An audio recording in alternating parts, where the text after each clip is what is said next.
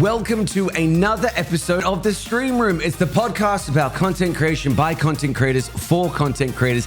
And this week, well, there's been a big old change to Twitch, and we're going to talk about it. But the most important thing today is we are all back from our break. Yes, you may have had podcasts, but they actually weren't around the same time. They weren't recent.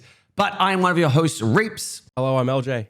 And I'm Nicktacular, boys. Welcome back. Oh, it's good to see you guys. Yes. What's it been? Back 17 again. days? Yes. 17 days? Or maybe longer, actually, since we've recorded. I think maybe it's been a while since we recorded. But Really? yeah, About 3 weeks, I would say. About 3 weeks? Yeah, about that. Yeah, Hey, boys, crazy. I'll be honest. Best 3 weeks of my life not having to talk to you guys. Oh, wow. Wait, us or the audience? Which one? No, you two. And you two specifically. This is the last episode of the Stream Room, guys. This has been a great time. It's been over. a great ride. Until I'm our done. biography will come out. Yep. Yeah. I'm done. I've given up. I can't do it anymore. Can't listen to you guys for 3 hours every Tuesday. Fuck you all. Excellent. Glad we're all on the same page. Yeah. It's good to be back, though, isn't it? It I feels feel good. good to be back. I need I've to missed vent. you I've guys got feel so refreshed? much on my brain. I just need to vent. So this is going to be a good one. Well, you just did a subathon, a 72-hour capped subathon, It was right? 48 hours. It was 48 hours. Went for 51 hours. And don't worry, I was not on the whole time. I had a good old sleep. But yes, it is done and dusted. And especially with all the changes that are happening to Twitch or have about to happen to Twitch, it's an exciting time to talk about it all. Especially with Fall Guys, going free to play on all the platforms after 2 years, which they should have done immediately. But well, it's here now. Gotta make that money, honey. You gotta make that money. Exclusivity contracts, True. bring it all in. True. I Fall love Guys it. is like Fall Guys is like the perfect streamer game, isn't it? And now it is. Sorry, I mean to say. I should say. Because like it's literally anyone can pick it up and play it. Any console, any platform. Literally, your entire audience can join and have fun with it. Unless they're on Switch. In that case, it's broken. One platform. It is funny you say that because when I was doing it, I did I've got a Minecraft server that people can come into. But the amount of You're time, a brave man to do that, by the way. I know, Brave man. I had that when I was like a 25, 30 viewer Andy. Yeah. Oh my, the drama and the managing and the moderating. Yeah. Oh my God. Yeah. End me. It is. It's a full-on thing. And one of my moderators deals with it, Dinda, who's amazing at it, right? But the thing is, I always get complaints because I'm like, if you're a sub of the channel, this is an added benefit. And people are like, oh, I've got Minecraft on, say, Xbox or Switch. Can I play it on that? And I was like, oh, no, because it's on Java. You can only do it on the PC. And then it's like this backlash because of it. And it's so hard to get everybody on the same game, on the same thing. So cross-compatibility like this with Fall Guys is, chef kiss, can I just say? So good. Yeah. I had the same thing with the server as well. People being like, oh, I'm Bedrock. I'm trying to, no, they'd join the Discord. They'd be like, okay, I'm going to join the server. I want to come play along. I'm going to join the server. I'm going to come play along. And then they'd be struggling and they'd be spamming in chat like, I can't join the server. What's going on? I can't join the server. And I'd just be like, one of the mods help him. One of the mods would just be like, are you Java? And they're like, what's Java? And they find out like they're trying to join from their Xbox and they're on Bedrock. And it's like, no, that's not. Yeah. It's not how it works, buddy. Like, you can't do it. Don't work and like they're that. upset and then they're complaining. And it's like, oh my goodness me. is a No, headache. Minecraft servers very fun, I find. But also so stressful if you don't have like dedicated mods looking after it. Yeah. But also, I find that after like a couple days, I personally lose interest in a Minecraft server because like there's always that one person in the first 24 hours who's like, hey guys, really love Minecraft, gonna join the server. And then within 5 hours, they're like, hey guys, just heads up, you might want to respawn the dragon. I killed it. I've explored the entire end. I've pretty much done everything I need to do. I have infinite XP. I've got infinite iron farms. I'm out now. Peace. Well, they're not out because they're obsessed and they just keep going. Oh. And then, but then there's like no fun server like community stuff anymore. It's like, oh, me and 6 of the others are gonna go kill the end. Oh, the Ender Dragon was killed by one guy who stayed on for 12 hours after joining first time. Oh, okay. I'm looking at you, Cheese Man, my moderator. You're right, you cheeky little bitch. Called out Damn, live. Get him, fellas. I found for me, like people lost interest because I wasn't playing it as often. Like, because I wasn't streaming it. That was the big one. But also, I don't like streaming it because if you stream it, it becomes it's like having a Minecraft server can be fun for a community thing to do offline. But personally, I found when I streamed it, you just get so many questions from people joining the stream to be like, how do I join? How do I join? How do I join the server? How do I join the server? And it's like, sorry, man, you just can't do that right here or do this, blah, blah, blah. And it's just the same questions over and over and over again. And mine was open to everyone. And this was back when I had like 230 average viewers at this point. So I was pretty high in the MC category. And I was just getting lambasted by people asking like questions about how to join or people begging for things or like all sorts of stuff. And I was like, I was just trying to join. Yeah. I was just trying to play Minecraft with my community and stuff. And one of my moderators who's busy with work now, so he no longer mods for me, but he sent me a message after one of the streams saying of a meme. And it was the Drake meme. Yeah. And it was having a Minecraft server just to play offline with your community, and Drake like pointing to it. And then the next one was playing your Minecraft server on stream live, and it was the Drake meme like no. It's so true. It's so true because you're right. I wanted that to be a thing that is an additional to the community that I don't have to be online for. It's just a place where people can go and do their thing. But then people do lose interest in it, or when you do stream it, becomes this whole big thing where it's like, can anybody join this server? And you're like, no, this is a sub only thing, and you got to have Java, and it just becomes this treacherous kind of tunnel down and down and down where it's just like, I just want to play Minecraft. So you go back to like hardcore. Expensive. Yeah, it is. It can also be super expensive. Like I just had like a normal vanilla server with a few small plugins, right? And I think we had it set up so that we wanted to be able to have like a good amount of people on, right? Like, because when I was streaming it, we'd get like 30 people on, which people are like, oh, it's not much, but like that's a lot. That is a lot for an MC server, right? But like to have 30 people on with like base plugins, right? Like basic plugins.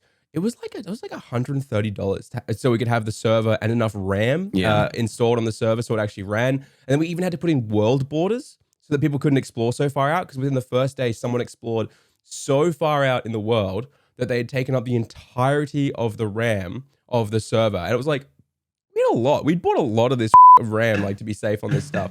And they just kept walking one direction. They spawned enough chunks. They took up like a good 30, 40 gigs of RAM. My gosh. And so we had to put world borders in place and reset everything.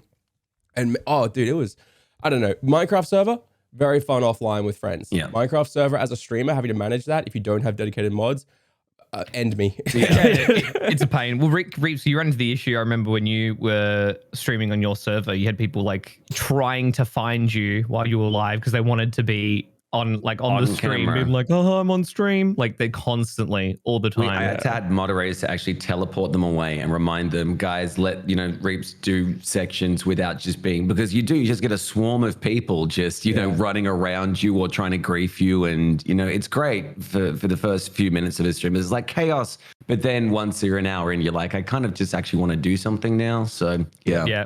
Oh, I remember. Go back to your house and it's full of chickens. And you're just like, there's I just remember Reapz was doing house tours that day, and I joined the server and I made a little house, and then outside of it, I made like a little podcast setup, but and I had a little sign that said the stream room, and I had chairs that had the three of us, and then you teleported there, and you're like, what's going on here?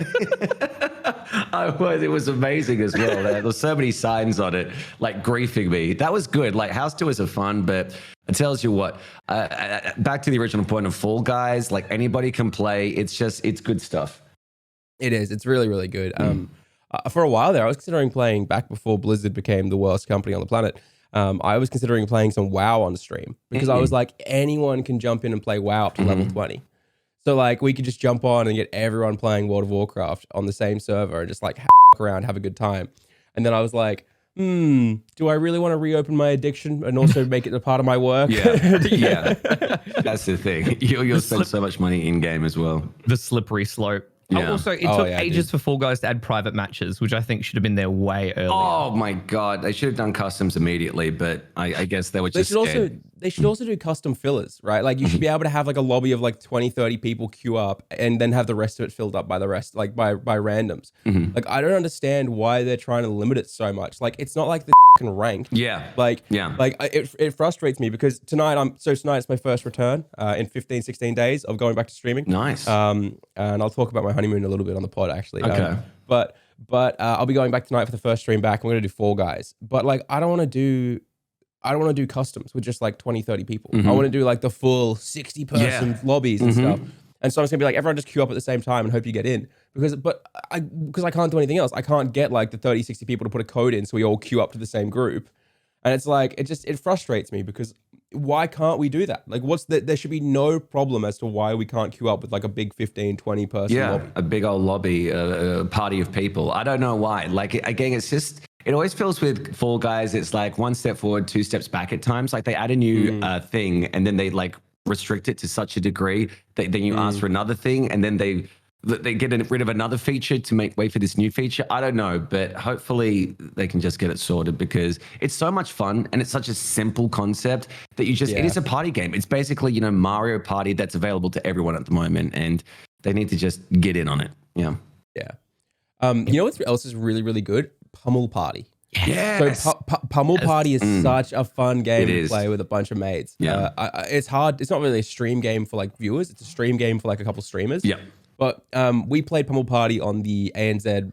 It's not Rivals, is it? It was Rumble. They called it like Streamer Rumble. Rumble. Yeah, something like that. Yeah, because like it's a different IP by Twitch. But we played Pummel Party on that, and that was so much fun. It was awesome to watch.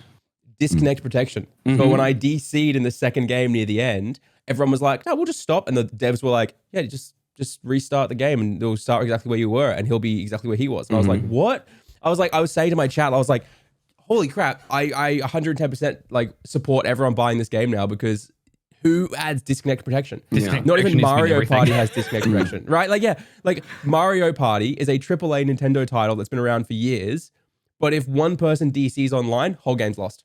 That's what happened. I did a 20 turn, thing that goes for about 2 hours or whatever it was. Literally on the last turn, I DC'd. I don't know who won. Everyone else DC'd. And so I was versing computers in the last 20 turn round of this online thing. And it's just like, what did I do all that for? What a literal waste of time. My wife and I have like, you know how like when you're a couple, you end up with like 2 or 3 couple friends, and that's really when you get older, that's really your entire friend group, right? It's like 2 or 3 people. Yeah. With my best mate, who I've known since I was 2 years old, is that couple friend for us. Yeah. Right? And so we were playing Mario Party online. So Claire and I were on my Switch, and then they were on their Switch, and we were just like, on Discord playing and stuff like that. And we got through 19 turns of the 20 turns, and then his pizza arrived. So he got up and went to go get the pizza, but he had his Joy-Con attached to his wrist. The Joy-Con was far enough away from his Switch for long enough that it paused the game, and then he was getting the pizza for like a good 2-3 minutes, paying for it and everything like that. And that was long enough for the game to be paused to kick everyone out. So on turn 19, right before I won, we all got kicked out of the game. And I was like, Mario Party, what the fuck, dude? I had this Come on. Miyamoto laughing. That's it. Ruined me, man. Absolutely ruined Wind me. sniped from his feet. Yeah. And then they're all like, no, LJ, pretty sure Claire was going to win there, man. Pretty sure Claire was going to win. Claire's like last place. Like she's got no stars. And they're like, I'm pretty sure Claire was about to win that whole thing. Bonus stars, dude. Bonus stars. She's not getting 6 bonus stars, all right? Like she had no stars. She wasn't getting any of it. I was supposed to win. It was bullshit, all right? It happens. I think it was planned. I think it was planned just to take it away. To take it from you, mate. Unbelievable. Yeah. Everyone's out to get me, you guys. You understand? Everyone's out to can we say, I think this is a perfect segue into your time away, into the honeymoon. Were people out to get you on your honeymoon? Luckily, no one was able to find me on my honeymoon. Hey, good. Because we didn't leave the hotel room. What? Yeah, and not for like a cool, he didn't leave his hotel room on his honeymoon. No, let me give you the short story. So I went to Singapore with my wife on our honeymoon, mainly because we both work and she studies and we've both got jobs and it's all really hectic. So we didn't want to fly like 20 hours to Japan or 26 hours to go to Europe and stuff like that. So we were like, we'll just do something short. We'll just go to Singapore. There's some really great stuff there. It's an 8-hour flight. That's fine. And so we get all sorted, blah, blah, blah. We're up at 4 a.m. to go get our flight. We get there. We're all masked up. We've got our hand sanitizer. We're being super careful about it all because it's the first international flight in a while. We get on the plane. We both sit down. We get comfy. And then this guy gets on the plane and walks up and sits down next to me. And he is a big guy. Like he's big. He's a big guy. And the first thing I noticed about this big guy is he is not wearing his mask properly. It is under his nose. All right. And for the whole 30 minutes we're on the plane before takeoff, they keep coming past asking him to put it back on. He puts it on and then he just takes it off and they walk away. Takes it off and they walk away. And then I realize he is so fucking sick. Like, he is so sick. Like, hacking cough. Like, he's coughing and you can hear that he's like, his lungs and everything are just filled with something. Like, he's got like a viral infection or something, right? He's blowing his nose into his hand, right? He's not with anything else. Takes his mask off, coughs into his hand, blows his nose into his hand, picks his nose, and he's wiping on his pants and on the seat and stuff like that. He doesn't speak a word of English, so I can't ask him to please stop. You know what I mean? Like, I can't do anything. And he's like so incredibly sick. And then he's refusing to wear his mask half the time and stuff like that. And the flight attendants are barely doing anything. Finally, I'm like, I need to pee. So I get up to pee and Claire's like, oh yeah, I just need to get away from this, right? Yeah. We're like 2 hours into the flight and we start walking up and I look at the flight attendant and I say, I'm in this row. The man next to me is incredibly sick. He's incredibly sick. He's blowing his nose into his hand. He's coughing with his mask off and he refuses to put his mask on. He's actually wearing it under his chin the entire time right now. Can you please go ask him? And she goes, okay. And she goes back and asks him. And he puts it up for a second. I watch him while I'm waiting for the bathroom, take it right off after she walks away. She walks over to us and goes, would you two like to move? You won't be able to sit together. We can move you to the back of the plane. And like, it's like one of those movies. You know in those movies that someone goes, they mention a location and then there's like a fast zoom of the camera like actually flying through all the people and stuff. Yeah. I look over to the back of the plane and it happens. And I look at all the people and it's like quickly calculated. And I look and I go, like 80% of the people at the back of the plane are not wearing masks. And there are so many kids crying back there. I was like, no, but can he move? And she goes, no, his entire family is sitting around you actually. And we go back to our seat and I realize they're all sick. Oh my, they're all so aggressively sick, like hacking up, like everything like that. And like, it was so, I was like panicked, right? Yeah. So Claire and I are there doing this. We get given our food. I'm like this. Like throwing I'm eating it and then throwing my mask back on over the front of it. Like I'm being so fucking like, we're terrified, right? Yeah. We're terrified. Sounds like a bad rom-com. Yeah, it was fucking scary, dude. And so we get to the airport, and it was super easy to get through Singapore airport.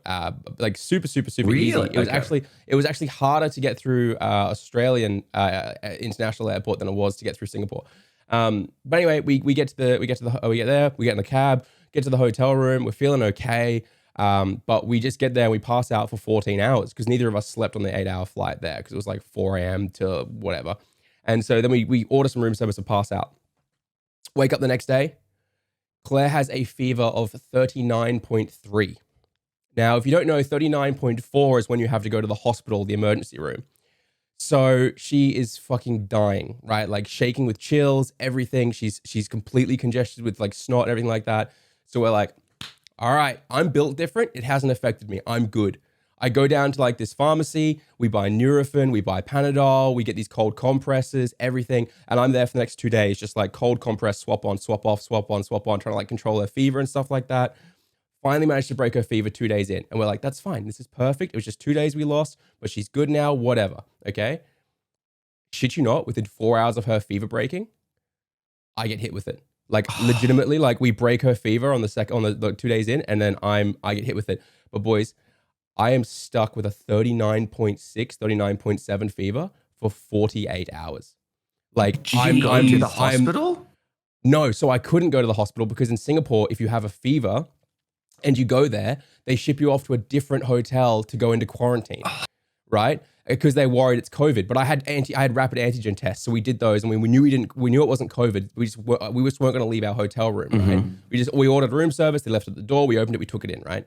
And I'm so sick that my entire body is like shaking, like the entire time. Like I'm like shaking, and because I'm so hot, all of the water and food in me boils, and then I throw up everything I eat. Oh, right, dude. Oh, for like another 2 days, we're stuck there, right? Finally, I break my fever, okay? And we're both a bit like snotty and stuff, but we've broken our fevers. We're feeling better. We're actually feeling good. Other than blowing our nose, we're actually pretty solid. So we're like, okay, we've been locked in a room for like 5 days now. Or what we'll do is we're going to keep wearing our masks. We'll keep anti-backing. You know, we've just got a runny nose now. What we'll do is we'll go to the Gardens by the Bay. Now, if you don't know anything about Singapore, Gardens by the Bay is like their massive, fancy like gardens, like it's the rich district, whatever. And so we're like, we'll go get lunch at Marina Bay Sands. It'll be lovely. And then from there, we'll just walk through the gardens and we'll look at what's called their Cloud Dome and their Flower Dome, which are these giant biodomes where One is a huge rainforest of like 10 tiers of rainforest, built like man-made, but it's like really cool. Yeah. With like clouds and everything, and they build the whole thing out. And there's flowers, giant flowers in there, and it's really awesome, right? And then the other one is a flower dome, which is like the same size, huge biodome filled with just flowers, right? Like from all around the world. And so cool. Okay, so we go to Marina Bay Sands, which is like the world's most expensive shopping mall. And we go to this place called Ippudo Ramen, which is like apparently one of the top 5 ramen chains in the world. And I just destroy, this is like the first food I've had in like 5 days that I'm not going to throw up. So I just destroy this giant bowl of ramen and like 10 chicken gyoza, everything. It's so good, dude. You have no idea. And Claire eats as well. It's really good. We wander through the shopping mall. I go to the bathroom, right? In the most expensive shopping mall in the world. And I walk in and there's just 2 guys stood in the middle of the bathroom, right? So just in the middle of the bathroom, not near the walls, not anything like that. Just in the middle of the bathroom. Both of them are on their phones and they've both just got their cocks out. What? Wait. Yeah, but like, here's the thing. Their button was done up, but their fly was down and they just had their cocks out. And I was like, what the fuck? What the fuck? And then I'm like looking around, I'm like, why is the floor all wet? And I realized, most like one of the most expensive shopping malls in the entirety, right? There is just piss all over the floor. It's just all over the floor. And I'm just like, I was just coming here to wash my hands. So I go over to the sinks, and out of the 4 sinks, 3 of them are completely clogged and like full of vomit. Yeah. And then I'm like, okay, I'm just gonna pee and I'm gonna leave. And I go, and out of the 3 stalls they've got, 2 of them are clogged, full of toilet paper and like crap. Yeah. One of them is not. So I go in, I'm like avoiding puddles of like piss. I pee, I leave, I use the 1 sink I can, and I go out and I tell Claire, and Claire's like, the females was the same. The females was just completely just destroyed. And I was like, what the heck? What? Yeah, it was so strange, right? So strange. And anyway, so we leave and we start walking to the Gardens by the Bay. We do the biodomes. It's super nice, right? We're finally starting our honeymoon, okay? We get home. Within about 4 hours getting home, both our fevers come back. No. Way worse than before. No. What? We get locked inside for another like 3-4 days. Just because it's so much worse this time. And it's pretty much because we thought we were all good. So we went for the walk, right? Because we didn't want to miss our honeymoon. But being outside was enough, right? To do the thing. Yeah. And so like my fever came back and it was again like 39.6. And I'm like shaking and my body's like throwing all my ramen up. And I'll tell you what, if you like ramen, you don't want to see it come back up. Because the broth is the same color, right? God. Oh. You can see the noodles being like just shorter noodles. The shallots were fully formed still. I could see the pork looked like it had been diced up. It was the worst.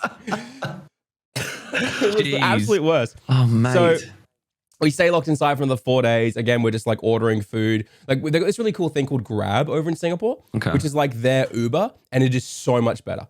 Because like the delivery drivers get like the car drivers for it, like so like the people who drive you around in it get 80%.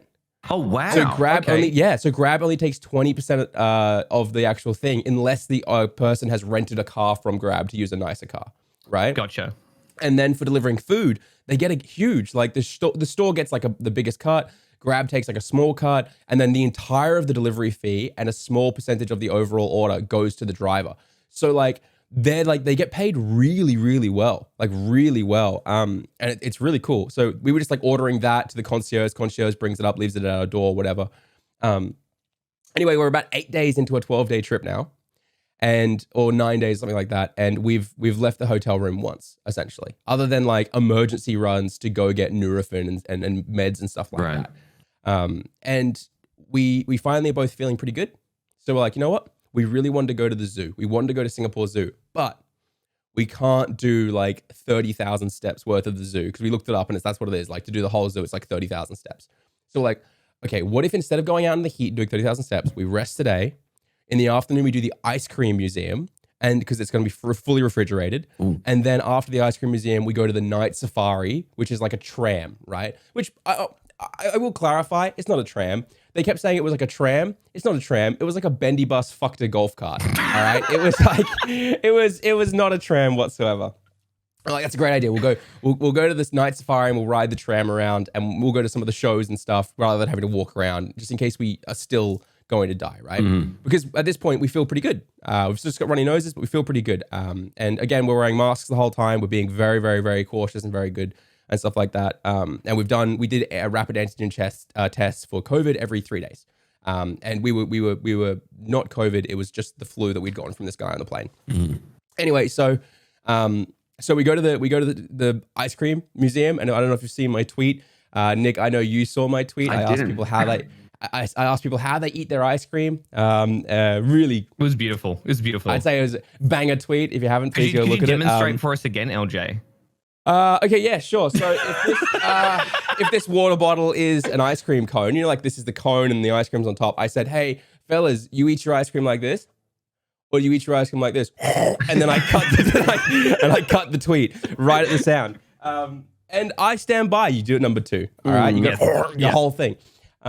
But either way, we go to this the ice cream museum, and I'm gonna be honest. I like kids. I want to have kids. I don't want to have kids that are like the people at the ice cream museum. Yeah. So every room has like a woman or a man standing there in like the ice cream museum's uniform, and they're giving out free ice cream. It's all you can eat ice cream, and every room has like a little fun fact, like, oh, the banana split was created in 1933 by Mr. Banana, and it's like, oh, cool, that's awesome. And then they give you a banana split to try, right, like a mini one.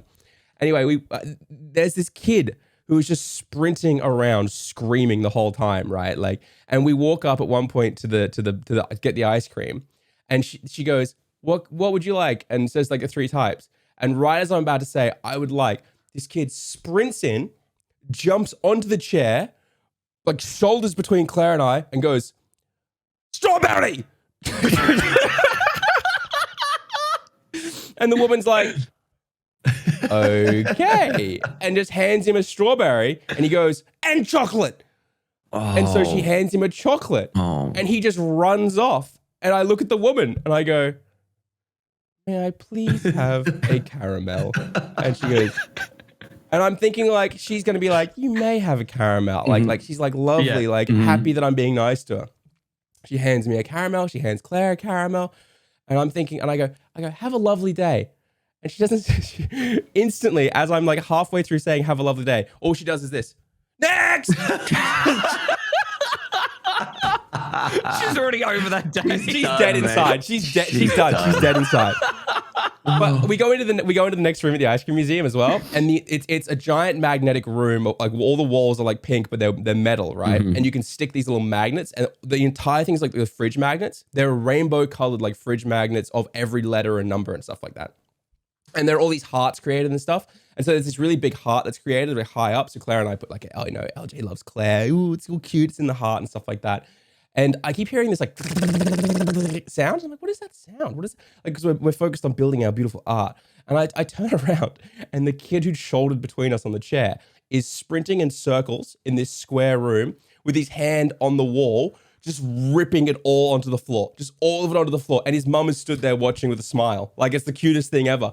And I'm like, what? I'm like, discipline your child. I'm like, what is happening right now? Like, what the hell? Can I ask, is this when you look at Joe, is this like a tourist family, or is this like a local, like? I don't know. Right, The thing about Singapore is you really don't know because it is like a hub, like it's a hub of so much transit and travel. So I really didn't know, but it was wild. Okay. It was wild essentially, but. Ice cream museum was okay. It was pretty much just like we get to the end and they have this giant like ball pit of sprinkles, like it's like fake sprinkles, like soft sprinkles. And I'm like, yeah, we'll get in this ball pit and take some photos. We know it's there. That's cool. We turn the corner. This ball pit is like, it's pretty big, right? Like it's about the size of like maybe a pool or like a really skinny like lap pool, and it is just full to the brim, like shoulder to shoulder, people are in this sprinkle pool. None of them are wearing masks anymore because they don't want to take selfies. Yeah, and they're just like, there's kids throwing sprinkles at each other. Like there's like women just like laying in it, like getting their boyfriends to take Instagram photos and stuff. And I look at Claire and I go, "Can we please go?" And she goes, "Yes." Oh so my anyway, so we leave. And it's like, okay, cool. Ice cream museum was pretty much actually just a giant warehouse full of props and yelling. And that's fine. It was still fun, whatever. We ate some ice cream. We actually only ate 3 of the like 9 rooms of ice cream because like half of them were just like it was so loud that we were just like, let's get the hell out of this room ASAP. You know what I mean? But it was good. It was fun. And we didn't feel sick afterwards, which is a big win-win for us. We were like, that's awesome. So now it's time to go to the night safari, boys. Okay. And I'm not going to tell you the entire adventure of the night safari, but like it was, for starters, for someone in Australia who's used to like lines, we queue hard here. Like, you know what I mean? Like, and they've got like all these ropes and everything like that. So if you go to the zoo or you go somewhere, it is very clear where you're supposed to go and where you're supposed to wait at all times, right? And there's no like en masse, everyone trying to like rush in. It's just like, there is a queue, you will join it, you will get there when you get there. This was not the case at the night safari. We turn the corner and it is like a zombie movie, right? Like everyone is just fucking piling up towards where the queues are, right? Like I'm talking like human mass. You know what I mean? Like, it is wild. So we're like, all right, we're joining the mass. All right. And so we join the mass and we're going through and you can just hear the entire time you're in the mass just screaming. And then this sound, beep, beep, clunk, clunk, beep, beep, clunk, clunk. As people get up there, they get their tickets scanned and then get pushed through these like cattle gates essentially worth of like things, right? And everyone's going up and we're on the queue. People are like trying to cut the queue by like going up the side and jumping the fence into it and all, everything like that. Wow. I watch one guy grab his girlfriend, pull her to the side, put her in a wheelchair, despite the fact she's like 20 and has been walking the whole time, and then go, excuse me, and just push her through the whole queue. What? Full on, like, we can game the system. Just fakes it. Oh, yeah, just fakes it, right? People, wow. Yeah. And you're supposed to have your tickets already by the time you get to this point, right? And so, like, you know, everyone's hustling or bustling. I feel like I'm a bull in the cattle yards, right? It's like beep, beep, clunk, clunk, beep, beep, clunk, clunk, beep, beep, clunk, clunk. And then every now and then there's a break in the rhythm and you just hear someone yelling and it's like all of the staff there spoke like 6 languages, right? Like it was wild, right? And so you just hear yelling and it'd be one of the 6 languages like Malay or English or whatever it was. And it would always just be the same thing. You don't have a ticket, back in the line. You know, like it was like the farmer being like, you're not supposed to be here, back to the pasture. Get out. You know what I mean? It was wild, right? And we finally get up there, scan us, beep, beep, clunk, clunk. We go through and we're like, cool, perfect, that's great. We're in. We can just go to the tram. We sit down, we're fine. No, the exact same thing happens again. Just en masse, everyone run to the trams. And we finally get to the tram. There's a small line. We get through and there's all these people with like these giant like prams. Like, I don't know how they have such big prams that are also so cheap. It doesn't fit at all, right? Like at all. And we start pushing through all these things and stuff like that. We get to the front of the line. And again, it's like a bendy bus fucked a golf cart. It is not a tram in any way.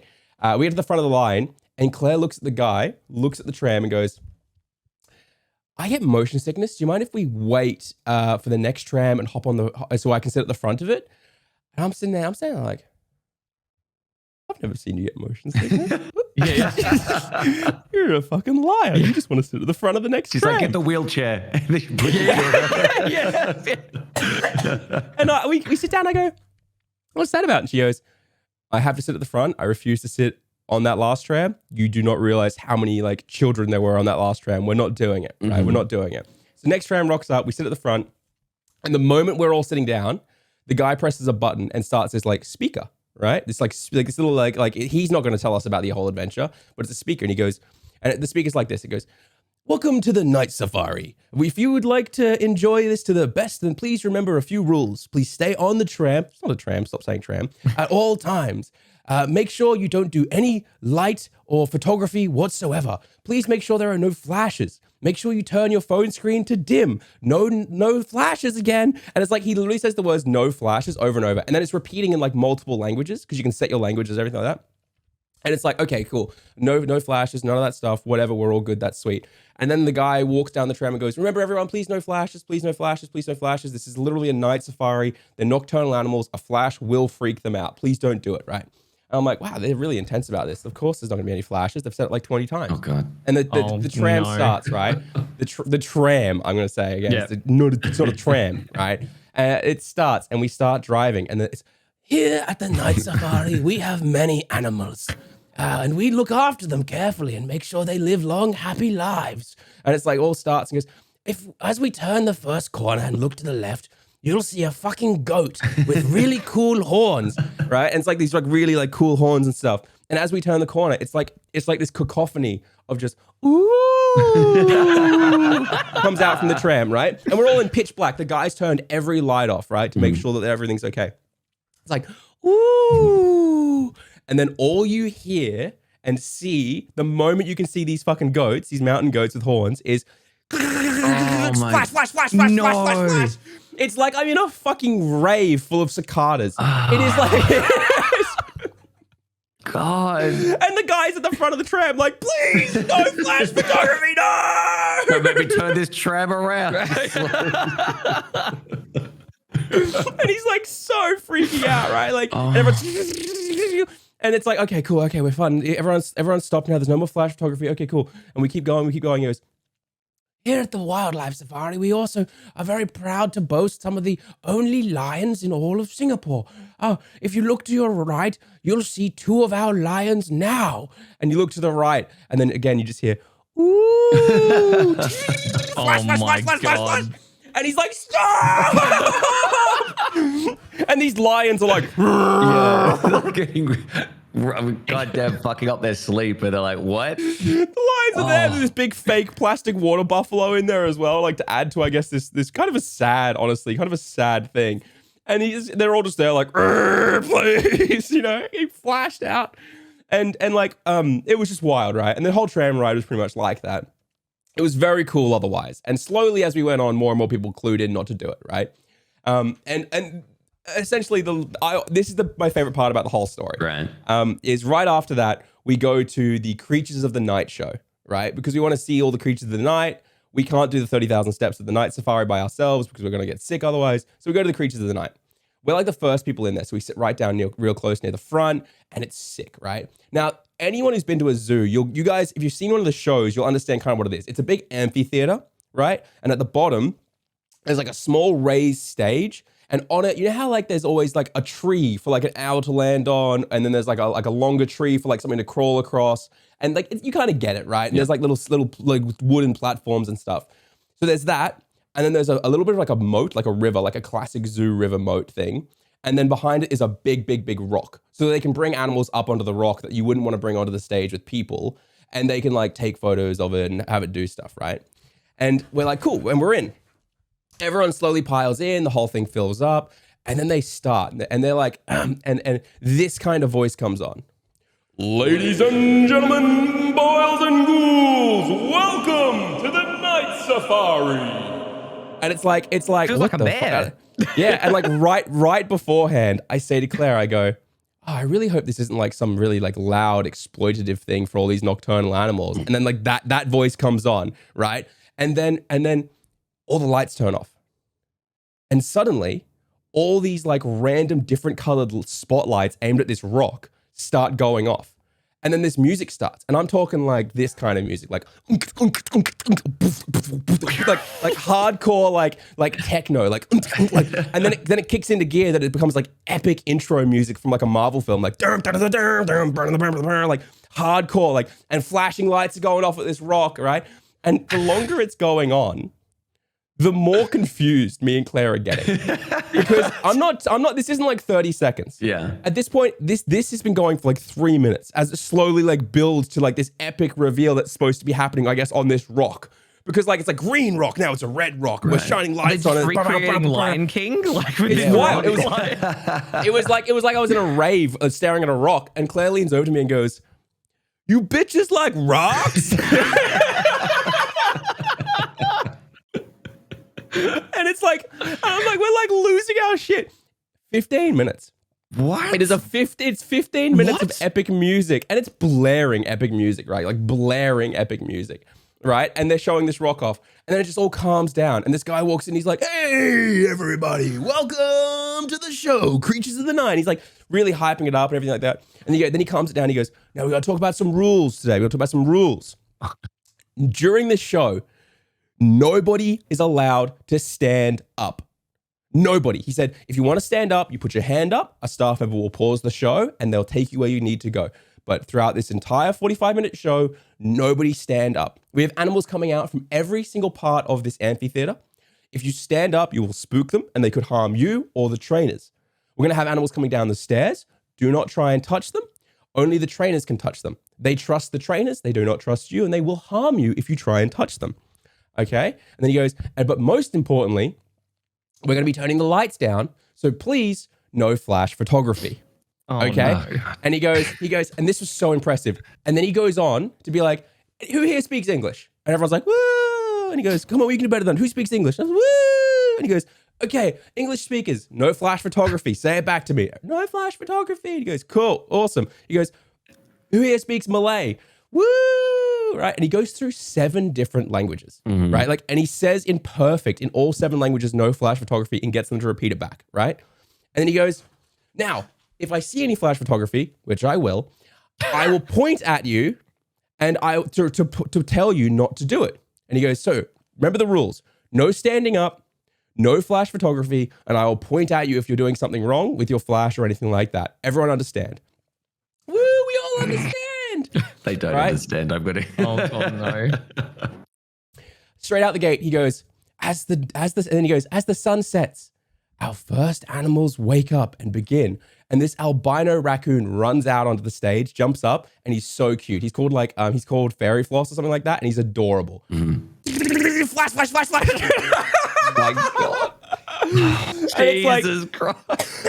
And he's like pointing, like, please stop, please stop, please stop. And then he goes, and then the binturong wakes up. Now, if you don't know what a binturong is like a cat bear, right? So imagine a red panda, but pitch black and like 5 times the size. Right. They've got this huge prehensile tail. You can look them up. They're huge, right? Someone takes a flash photo of it. Oh, Okay. no. And it is massive and it's up on this big old thing, right? Like they have him up on a thing because he's not allowed on the ground and stuff like that. Someone takes a flash photo right in the front row. They take a flash photo. And the guy points at her and goes and does like a flashing, like a symbol with his hand, like stop, right? And it keeps going on the show. She puts her phone down and tries to run up onto stage. Yeah, tries to run up onto stage. This binturong is like 5 foot, not including his giant prehensile tail, right? And the guy at this point is turned around to get some food, so it will do like a little flippy flip, like a little spinny thing with its tail. Oh, no. And so he doesn't see her running up onto stage. And he turns around as she's getting up onto stage, and you just see the fear in his face as he realizes this woman is like a foot away from this giant binturong that is going to panic the moment it gets, because she's running at it. Yeah. And he's like, stop, please. Oh my God. And she's like, ah! She runs back down and sits down. And he's like looking around like, what the fuck was that? What is wrong Like, with people? What is wrong with people? I don't like it. Dude, it's wild. Binturong does his little prehensile tail tricky trick, goes back outside. Some other things come up, like a serval and other things like that. There's so much flash photography happening the whole time. And then he goes, now we're going to introduce the quietest hunter. And he's like, the quietest hunter. If you look up to the left, you'll see one of the quietest hunters. And it's this owl. And the owl like lifts off from the trainer and flies over all of us. But before it does, he goes, now listen, I bet you won't be able to hear a single thing, right? And the owl lifts off and starts flying over. But clearly the owl is in a bad mood because it is not quiet. It's like,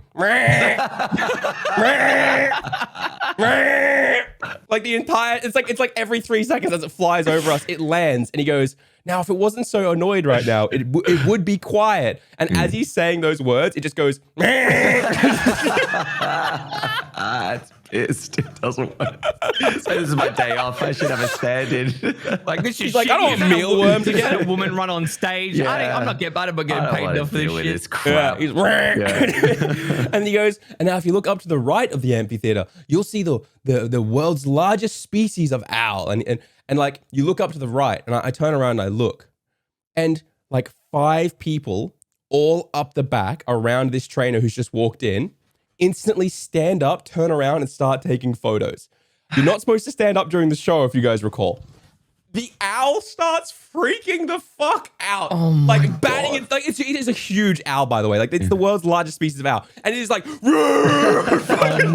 smacking the trainer across the face with its giant ass wing, just like. And the trainer's like, "Please sit down. Please sit down." Oh God. It's the funniest funniest shit. And the trainer is like, please, I can't wait you to go to the stage. the children. These poor people, it's like, just follow the fucking instructions, jeez. And the guy on stage is like, please, everyone sit down. You're panicking at the owl. And the owl's like, and they all finally sit down. He walks really carefully down, gets to the bottom and like ties the owl off, like, because the owl's like tied to his glove. Yeah. So it can't go anywhere. So it's like pulling his arm as it tries to fly. He ties it to the stage. And you can just see this trainer, he comes like, oh, fuck. Oh. I do this every night. Anyway, the rest of the show goes on, right? And there's lots of flash photography, whatever. It's a really cool show, to be entirely honest. Yeah. And then it gets to the end, right? And they bring Fairy Floss back out, the little albino raccoon, to help clean up some rubbish at the end, right? Like to be like, oh, look, you can recycle, and we need to recycle. Look after, because the whole thing is called the Mandai Wildlife Reserve, and everything is actually like a giant like, here's what we need to do to protect these animals. That's the whole shtick of the place. It's actually really cool. Okay, I'm just pointing out the funny things that happen. And little Fairy Floss comes on stage, helps out, and then runs off to exit on the amphitheater onto one of the sides. And he goes, all right, everyone, you're now allowed to leave. Okay? And then there's this like weird panic or hustle bustle off to the right. And it's because Fairy Floss, rather than running backstage, has decided, fuck it, I'm out, boys. And just like has dived into the bushes on the amphitheater. Just dived into it amongst all of the people. And people are over there like, oh, he's so cute. Can I touch him? And the trainer's like, everyone get out of the amphitheater. Oh, it's the raccoon's loose. Like, oh, fuck, get out. Get out. Rabid raccoon, watch out. Jeez. And they're all trying to get the raccoon. They've got like their sticks and stuff. And Fairy Floss is just like, like he's trying to escape. And the trainer's like, please, everyone get out of the amphitheater. And they're all like, ooh, flash, flash, flash. And it's just the wildest shit, man. Oh my God. If you're recording this show, that'd be the best thing to watch. My God. Sheesh. My highlight was the 15 minutes of random lights, right? Yeah. Because since then, literally like once a day, Claire or I have looked over at the other person and been like, you bitches like rocks. Because it's just the funniest shit ever, right? Like, it's just hilarious. Were the lights going off when people were still filing in? Was it like, let's keep them amused? No. Like, Right. this is like, we were all sat down. Right. We'd been stood there like the entire time, sat down there, the entire time. Yeah. And then it was like, once the show was starting, it was like 15 minutes of just like epic techno hype music. Like we're about to go slay a fucking dragon or something like that. And it's just like it was so wild. I must have been having wild. issues with the animals or something. Like, we got a delay. Just play the music for another 5 minutes. Maybe, I don't know. A lot of the animals refused to come out as well because it had been such a hectic show, I guess. Like, so like a lot of the animals refused to like even come out, like, or be a part of it. They knew. Yeah, they did. They knew the audience was not having it. So anyway, we also, it was very strange. There was one guy by himself, right? Which I always feel like when you go to, do you guys go to like the zoo by yourself? No. No. You don't, right? No. You kind of go with people. Yeah. But there was this one guy who went by himself. I'm like, it's fine, whatever. And he was at the Creatures of the Night show. But he re-queued instantly. After we were done, he re-queued and came back into the amphitheater and sat down again to go to the exact same show again. And I realized he'd probably been at the show all day, going back and back and back. Because the guy, when he came on stage, saw him, pointed at him and goes, oh, you're back. Like, and I realized this guy had just been by himself going to the Creatures of the Night show again and again and again. And I was like, that's odd. I don't think I'd ever do that, but each to their own. Yeah. He just really likes owls, dude. And likes fairy fairy floss. floss. Yeah. The quiet hunter. It was wild. Anyway, we go home and that's fine. We spend the next 2 days pretty much sick fully again. And finally we wrap it up by going to dinner at the top of Marina Bay Sands, which was wild. It was like, we had dinner 350 meters in the air on top of like this giant luxury hotel. Yeah. And it was cool to look at like the entirety of Singapore while we ate and stuff like that.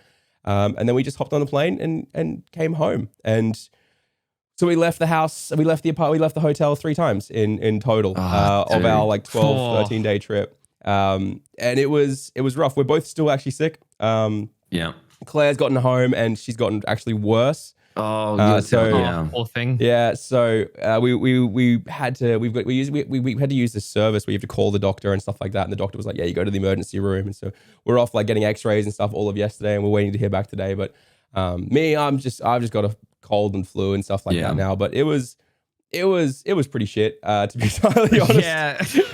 Like, isn't it a big thing though? Like there's always a fear that I have, and I'm sure that you boys are similar. When you go on a plane, a long plane ride, you know, or let's just say over 2 hours. I think that's, you know, that's a long time to spend with other people. Yeah. You're always conscious of who is going to sit next to you, because that's always the big fear. And LJ, it seemed like they were just like not having it when it. So the on the flight there, the guy obviously sat next to us, and then his family was across from him, and then his family was in front of us, right? And it was a family of like 9 people, right? And as I said, they were all very, very sick.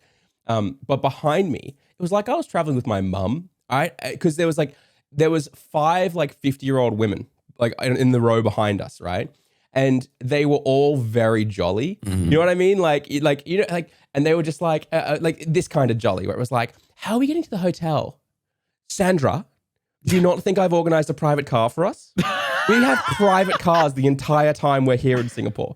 We'll be fine when we get to Marina Bay. Like, it's like, and they're like, it's my 50th. Let's get drinks. And so like they're behind us, like they're ordering like Sauv Blanc and stuff like that on the plane. Yeah. But like they're all a little bit like wheezy. Like you can hear they're all a little bit wheezy, like a bit congested. And one of them goes, oh, if we just keep ordering drinks, we won't have to wear a mask on the flight. And I was like, oh my God. Wow. Like, fuck me, man. And so they're there behind us the entire time. And they're all trying each other's drinks. And they're like, oh, I've got a gin and tonic this time. But the gin they've used is Aviator's gin. And like, oh, can I try it? And like passing it back and forth. She goes, I got a Cosmo. And it's like, what the? It's like, guys, we land at 2:00 in the afternoon. They're going to be wasted. They're the ones with the wheelchair, just like pulling each other through. Yeah. Dude, it was 9 a.m. when they're doing this. Sheesh. And I was like, I understand. Yeah, the airport is that though, right? Yeah. Like the airport is like the one place on the planet where no one's going to judge you for being like, yeah, get me a double shot vodka basic. Yeah. I know it's 8 a.m., but you know what? I'm flying somewhere where it's going to be 5 p.m. Exactly. So let's 5 go. p.m. somewhere in the world. Yeah. Yeah. Far out. Well, what a story. That's crazy.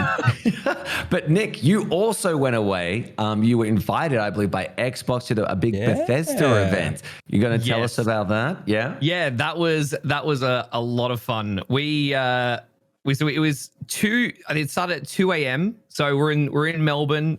Monday morning. 2 a.m. in the morning. So what time did you stay? Did you even go to sleep, or were you just like, I'm just going to wake Lena step the whole night? Yeah, Wait, the event started at 2 a.m. in the morning. Yes. Yeah. So because the live showcase was like not like nighttime US time, so it would have been it was early morning for us in Australia. So this event started at 2. But we in the afternoon, Kirsty and I went to Comic-Con because it was on at the same time. So we got to spend a couple hours there. Then we went, had some dinner. We went and saw Jurassic World Dominion.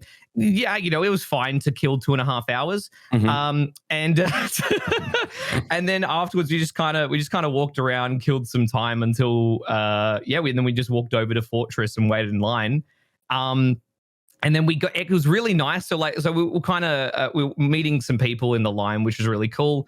And we had these 2 drunk guys came up thinking that they could get into the event. Because oh, what are you guys waiting for? And we're like, oh yeah, well we've got this Xbox event. And he's like, do they have drinks there? Do they have alcohol? And we're just like, maybe. Just Legends. like, can we get in? And I'm just like, no, it's a private event. It's like, no, it's fine. What's your name? I'll pretend to be you. I'm like, sure.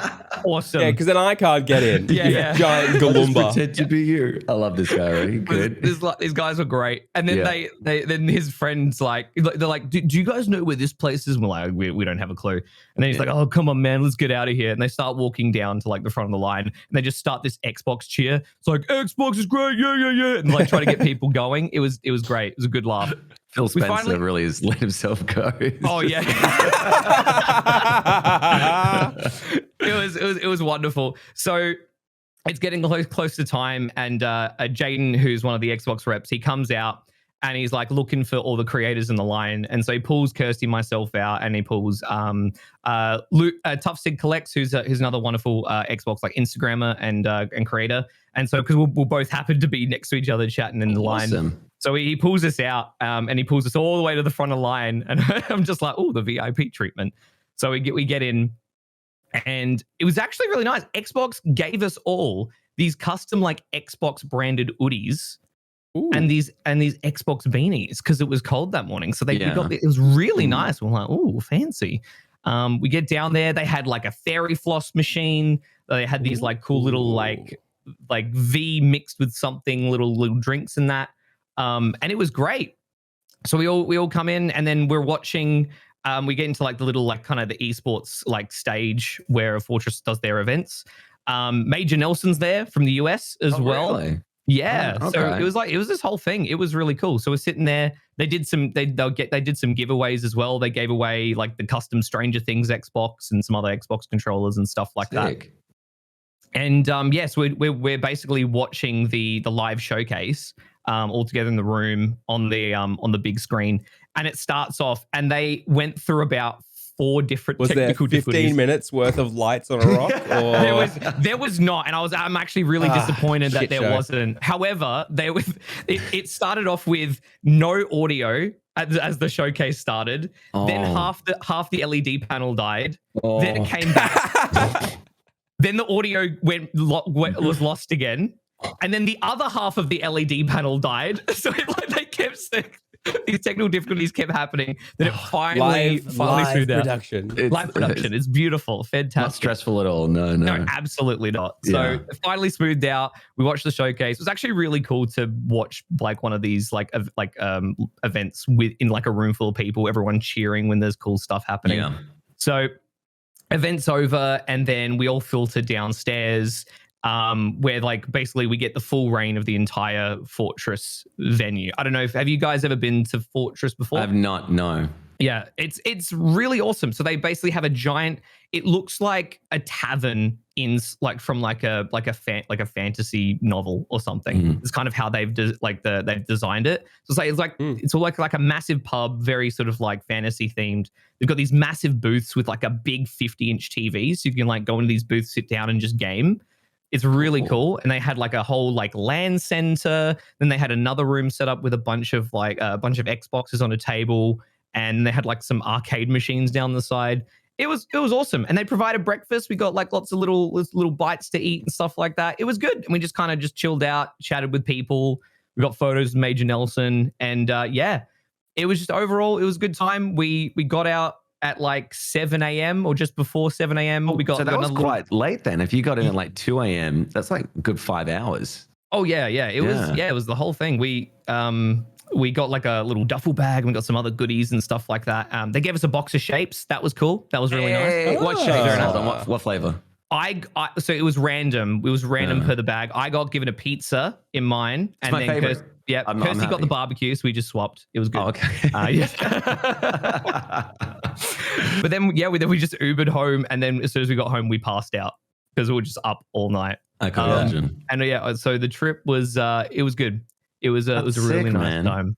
Yeah, that's so cool. Yeah, I want to do more events like that. I'm excited for PAX. I'm not on the creator passes for PAX. You guys got them, didn't you? I don't think I did. I got approved. Yeah, there's still time. I think you can apply.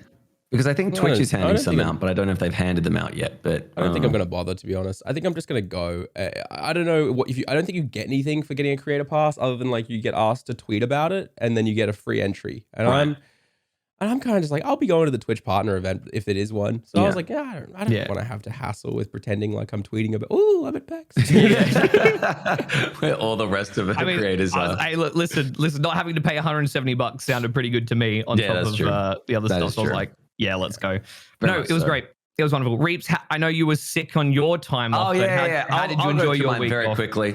I went up to the Blue Mountains. It's a place in New South Wales where basically everyone goes. It's like the big thing is a thing called the Three Sisters. It's 3 rocks, and you're like, oh, wow, cool, sick. That's about it. But I was with... There's also another brothel called Three Sisters as well. I thought, when you said it, I wasn't sure which one you went to personally. Yeah. 2 out of 3 of us got to look at some big rocks. Yeah, exactly. Yeah. I'll remain anonymous. You can put in your head what you think I did. But I was with like families, and there was all these kids running around LJ, and it was like 24/7. So I got no sleep. Like you go to sleep Right. and then it's just like kids are screaming at 3 a.m. or something. It was too cold or too warm or whatever.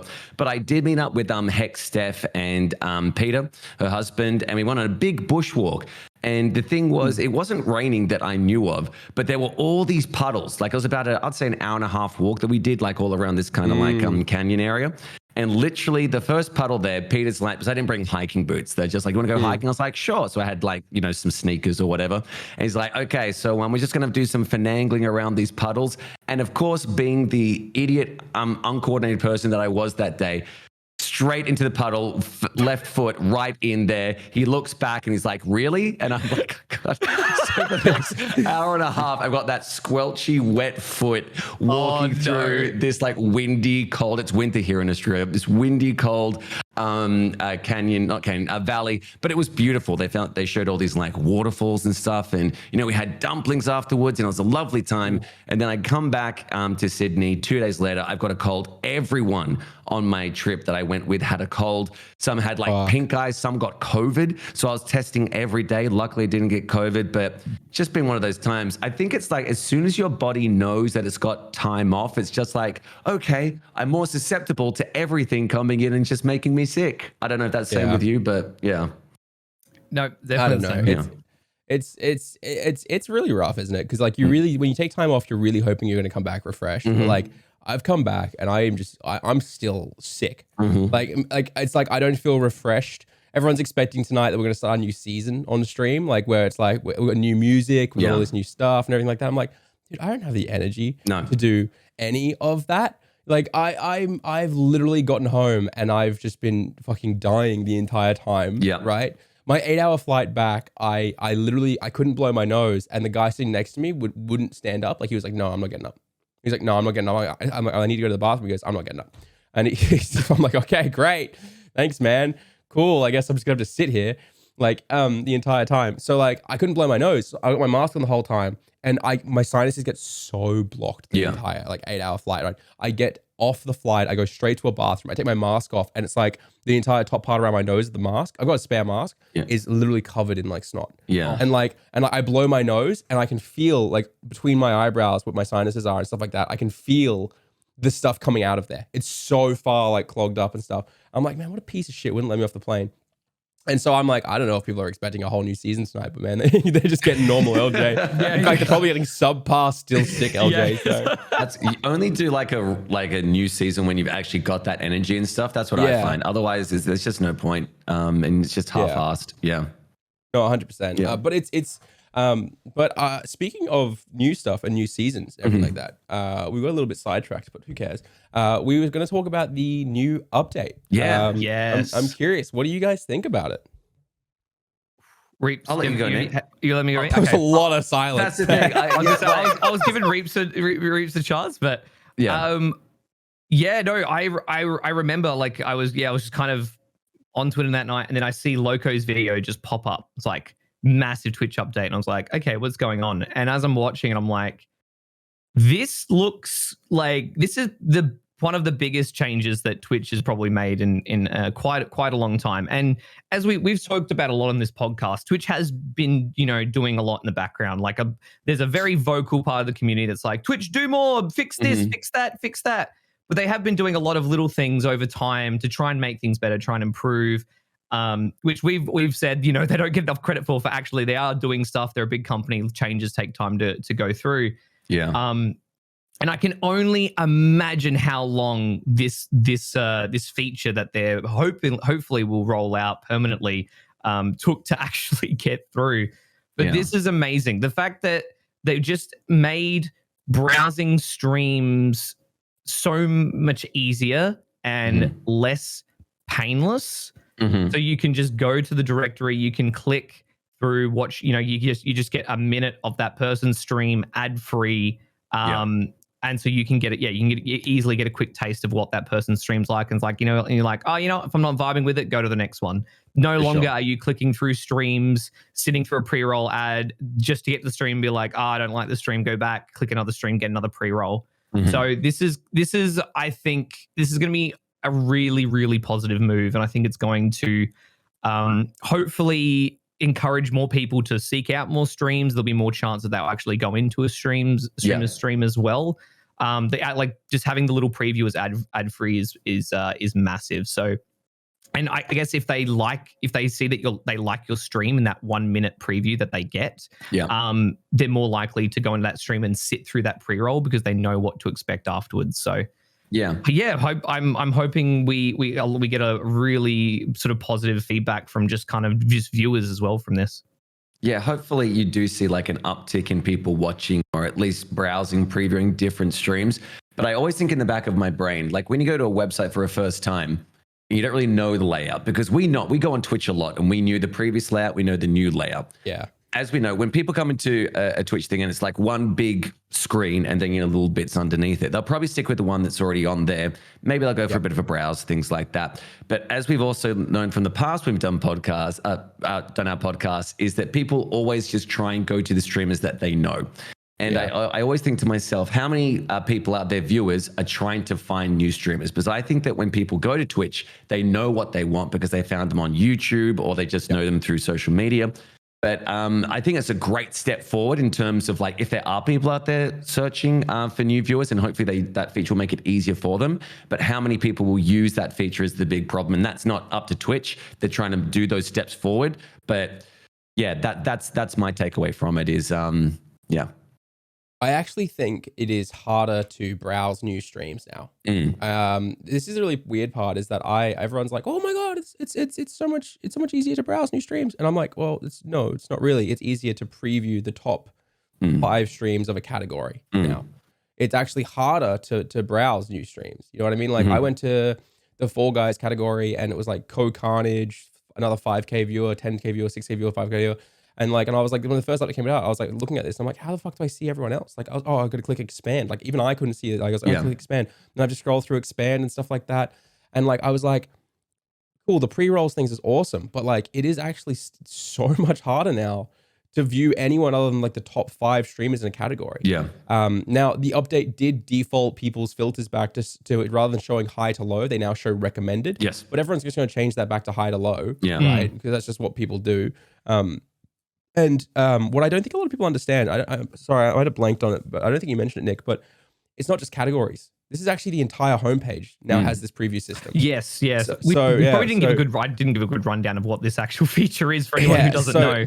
So essentially, on the homepage now, you know how on the homepage you have these rows and then the little title of what that row is? So it'll be small streamer communities you'll like, which yes, Twitch does actually have a whole thing that just shows you small streamers on the front page. And then they've got hype, join the hype train or recommended for you. And if you click any of those streams, it doesn't take you right to the stream. It pops the stream open and shows you the preview of it in the exact same way that it shows you the preview in the categories as well. So you can click join stream, you can see the chat, you can see all those things. And on the homepage, it's such a cool feature. On the homepage, it is such a cool feature to give you guys those abilities. But personally, I feel like in categories, it makes it so much harder to find a stream that I want to watch. Because I'll be honest, 9 times out of 10, I'm not going to watch the person who's highest. I'll probably watch people in the second row because the people who are absolutely the highest, it usually takes so much effort to understand what's going on.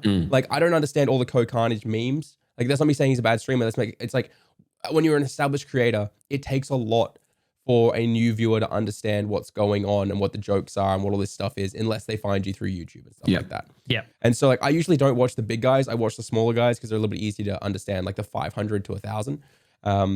It's also because it's usually less hectic. I can read the chat. I'm not a chatter, but I like to read the chat. And so essentially, yeah. So I don't know. I think it's rough. I actually do think it's a little bit rough. I think it's harder to preview. I think it's harder to browse and find new streams in categories. But I think the homepage is quite cool. I like that you don't have the pre-rolls anymore. But I think the core issue people have with Discovery on Twitch is the fact that it's a kingmaker system. So essentially, if you have all the viewers, then you'll get more viewers. Yes. If you don't have the viewers, you don't get the viewers. Yes. Right? You have to be the biggest on your category and you have to be the biggest on that. And this doesn't solve that. It actually kind of doubles it down, right? The Kingmaker system is now more intense because if you're not that first row, you're not even going to get the previews. Yeah. Because no one's going to click through the previews 30 times to find someone. They'll probably click on someone in the top 5, as you said earlier, Reapz. That's just what it is. Oh, okay, this person seems good, whatever, cool, I'm in, because that's what you guys showed. So I think it's a cool update with the pre-rolls. I think it's a really cool step forward. But Twitter has been very positive and outspoken about how good this update is, right? Like I've seen like all of the 100 to 200 viewer partners are saying it's great, it's awesome, this is brilliant. A lot of really positive things. A lot of people on YouTube are saying it's positive. But then the actual small streamer communities that I pay attention to, they all hate it. Mm-hmm. They hate browsing this way now, because a lot of the small streamers are also the core audience of Twitch and who are viewers. They hate browsing across the categories like this now. They find it hard to find new streamers they want to watch. Like the feedback is actually really like negative. So it's like it's our size who are like, this is sick, probably because most of the time we're quite high in the category. But everyone else is like, this kind of sucks. Like give us back how we used to browse. So really, really interesting update, to be honest. And I think it's interesting to see how black and white people are treating it as well. Like a lot of Twitter is treating it as like really positive and there's no downside, there's nothing like that. And then all the other guys are treating it really like it's terrible, but it's actually not. It's kind of like a middling update with some positives and then some massive negative issues. And I don't know, I think personally, it does lean to be more positive because of the homepage aspects and the fact that there's no pre-rolls on them. But overall for discovery, I do kind of think it's worse. I think it's actually worse because you can't control getting recommended on the homepage, but you can at least control trying to be at the top of a category. Like, but now the top 4 rows don't matter. It's just that top row. Yeah. You know what I mean? Like before, I would look at a category and go, oh yeah, cool. I'll be in the top 2-3 rows. That's great. I can stream this and I'll probably get a little bit of discovery from Twitch. But nowadays it's like, no, I got to be at the very top if I want any kind of discovery from Twitch. Yeah, it does. It is quite large with how with how much it pushes down the rest of the lines. I need to have another look at it because I swear there was like when Loco showed it off, it looked like there was a few more. Yeah, so there's you from the video that they posted on Twitter. You can at least see the top 2 rows. There's the top 2 rows at the very, very least. But yeah, you do bring good point is that, you those top 2 rows are there and they'll have to scroll to. No. So remember, this is also monitor size. If I don't have my thing full on the, even full on the monitor, I'm only seeing 1, 2, 3, 4, 5, 6, 7. I'm seeing 7. And that's on like a pretty decent sized monitor, like on my preview. And I think 7 it's not much. Like, and like this entire top row is 13,000 on Fextra Life, which is actually only like 3,000 or something. 8.8K on Rob, 7.1, 2.2, 2.1, 1.9, 1.6, 1.6. It's like I'm not gonna click through like 8 or 9 people until I find the right one, right? You know, and like the expand system, I actually find is really hard. Like, okay, I click expand, and the way it's built now, it actually all kind of blurs together. Whereas before, when I went to a category, the way it used to look and the way it used to feel, I don't think it blurred as much. I could like clearly look and go, oh, that looks like an interesting stream. Yeah. But now when I click expand and open it up, it all kind of like, it's so close together. It's like, there's no like clear distinction. It's really kind of annoying now. I don't know. I kind of see what you're saying looking at the because I didn't get access to, I didn't get selected for the beta. So I'm still using the discovery page as normal. So I've only got the tweet to go off of, and I kind of see what you mean. Like they've tried to be a bit more neat about them and trying to block them. Block them out a bit more. I don't know. I personally, I look at it and I go, yep, it's cool. I'm glad they've done the pre-rolls, but in terms of actually like making it easier to find creators, no, I think it's much harder now. I don't know. Maybe I'm wrong. I'm happy to be wrong about this. I just think the Kingmaker system is now far more pushed. You know what I mean? Yeah. Like it's much more now about being the biggest in the category. But also another thing I think that's quite cool about it though is because that chat is off to the right there. Yeah. I actually think that streamers you should always be assuming you got a few people watching you on the preview. Yeah. So fine, but because people can't chat unless they join the stream, it's kind of like you want to be like, you should be saying things or asking things that pushes people to like come in and need to chat. Yeah. Right? Like you should be doing it really anyway, but like it almost feels like you're pushed now to be like, oh, what do you guys think about XYZ? Just to hope that people in preview go, I have an opinion on that. I should probably join so I can actually do it. Yeah. Yeah. I was gonna say, it's like what happens in those moments where like, there's like a a bit of a lull for like a minute, chat slows down for like a couple minutes before, it picks back up again. It's like, is someone going to look at that and think, oh yeah, there's not much happening in this stream, I'm out, Yeah, I'm out. Yeah. So I was looking at there, and I know that the big thing at the moment on Twitch, maybe on YouTube live gaming, not sure, is obviously games done quick. And it's interesting to note, obviously, that they would be obviously trying to broadcast that more, at least getting more eyes on it and everything. And I wonder, as you said, because it is like a big kingmaker system, it's like, how do you think that we as creators, if you just go on Twitch, right, and you don't have any other kind of, TikTok, YouTube, whatever it is, how do you think that layout can be, I would say, advantageous to you? Because it really is hard, because I think that's what a lot of people are looking for on Twitch, because I would say that the most common people who stream on Twitch are the ones who maybe do it outside of work, they do it as a hobby or something, and they do want to make it into a business, but it's very hard to do that without an outside source, as we've always said. So I guess like if we were to like ourselves go, how would we make this advantageous for those people trying to be discovered? Is there a way to actually do that? Because as we know, people, their routine, you go to the streamer that you don't want to go out there and find somebody new because you've already got the person that you've got. I like this person, I'm going to keep watching them. Yeah. It's really hard. I said this in a recent video. I said, I think it's kind of arrogant that people think they can propose a solution to Twitch's kingmaker system. Like there are so many people out there who make these videos talking about all the different solutions that Twitch should implement to help small streamers be discovered. And it's like, I don't think they realize that people use Twitch a certain way. It's not Twitch's system that's the big problem, right? Like you can't like build an algorithm around live content either, because it's live content, right? Yep. Like this isn't YouTube where they can test out a video to thousands of people and then know exactly who to send it to. Yeah. Like the kingmaker system of Twitch is very clear, right? And that is, when you start out, you either need to get 5 friends to watch you and then go stream in a category where 10 people is the top and it's still beloved, right? Like I've talked about this a lot, but like Subnautica, it's a hugely beloved game, right? You go appear at the top of Subnautica, you'll get 5-10 followers in a stream, right? If you make good content and you're appearing near the top of it.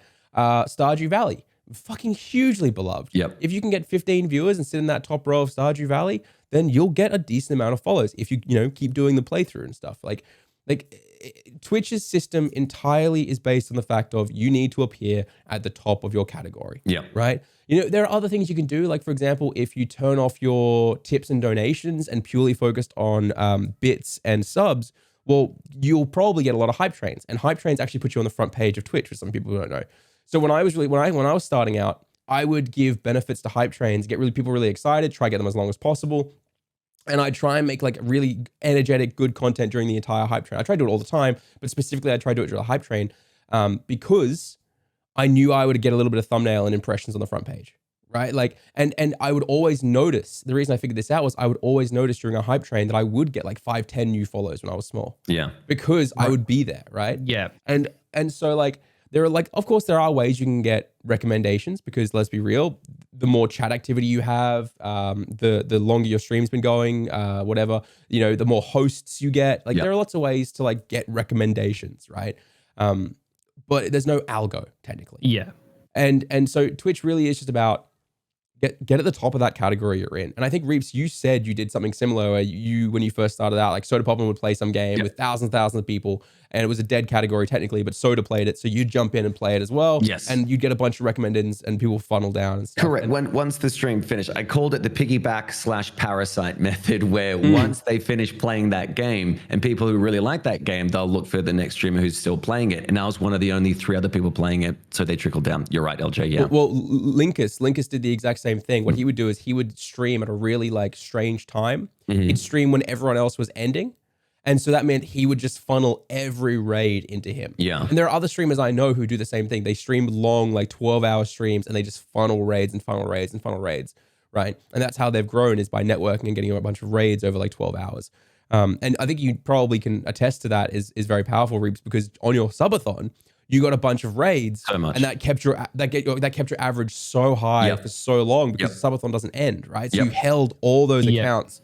And like you were playing Fall Guys, and there was that person who, they didn't mean harm, but they were like, What you've was got their name 200 in chat? Sorry, what was I don't know. Yeah. No. Well, this is the person had like they were like, you've got 200 viewers and no one's joining. Oh, yeah. Because you were doing the private lobbies. And I Yeah. was like, and I was sitting there just like, the average Twitch viewer doesn't understand. Man. He's gotten like, Yeah. he's been live for 17 hours and he's gotten like 20 fucking raids of like, Exactly. And it's like the time I usually don't stream. But yeah, and that's the thing is they don't understand. And also, again, sometimes people just like watching for the sake of watching, you know?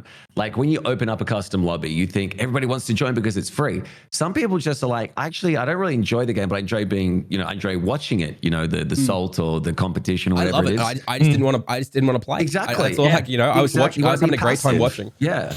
Yeah.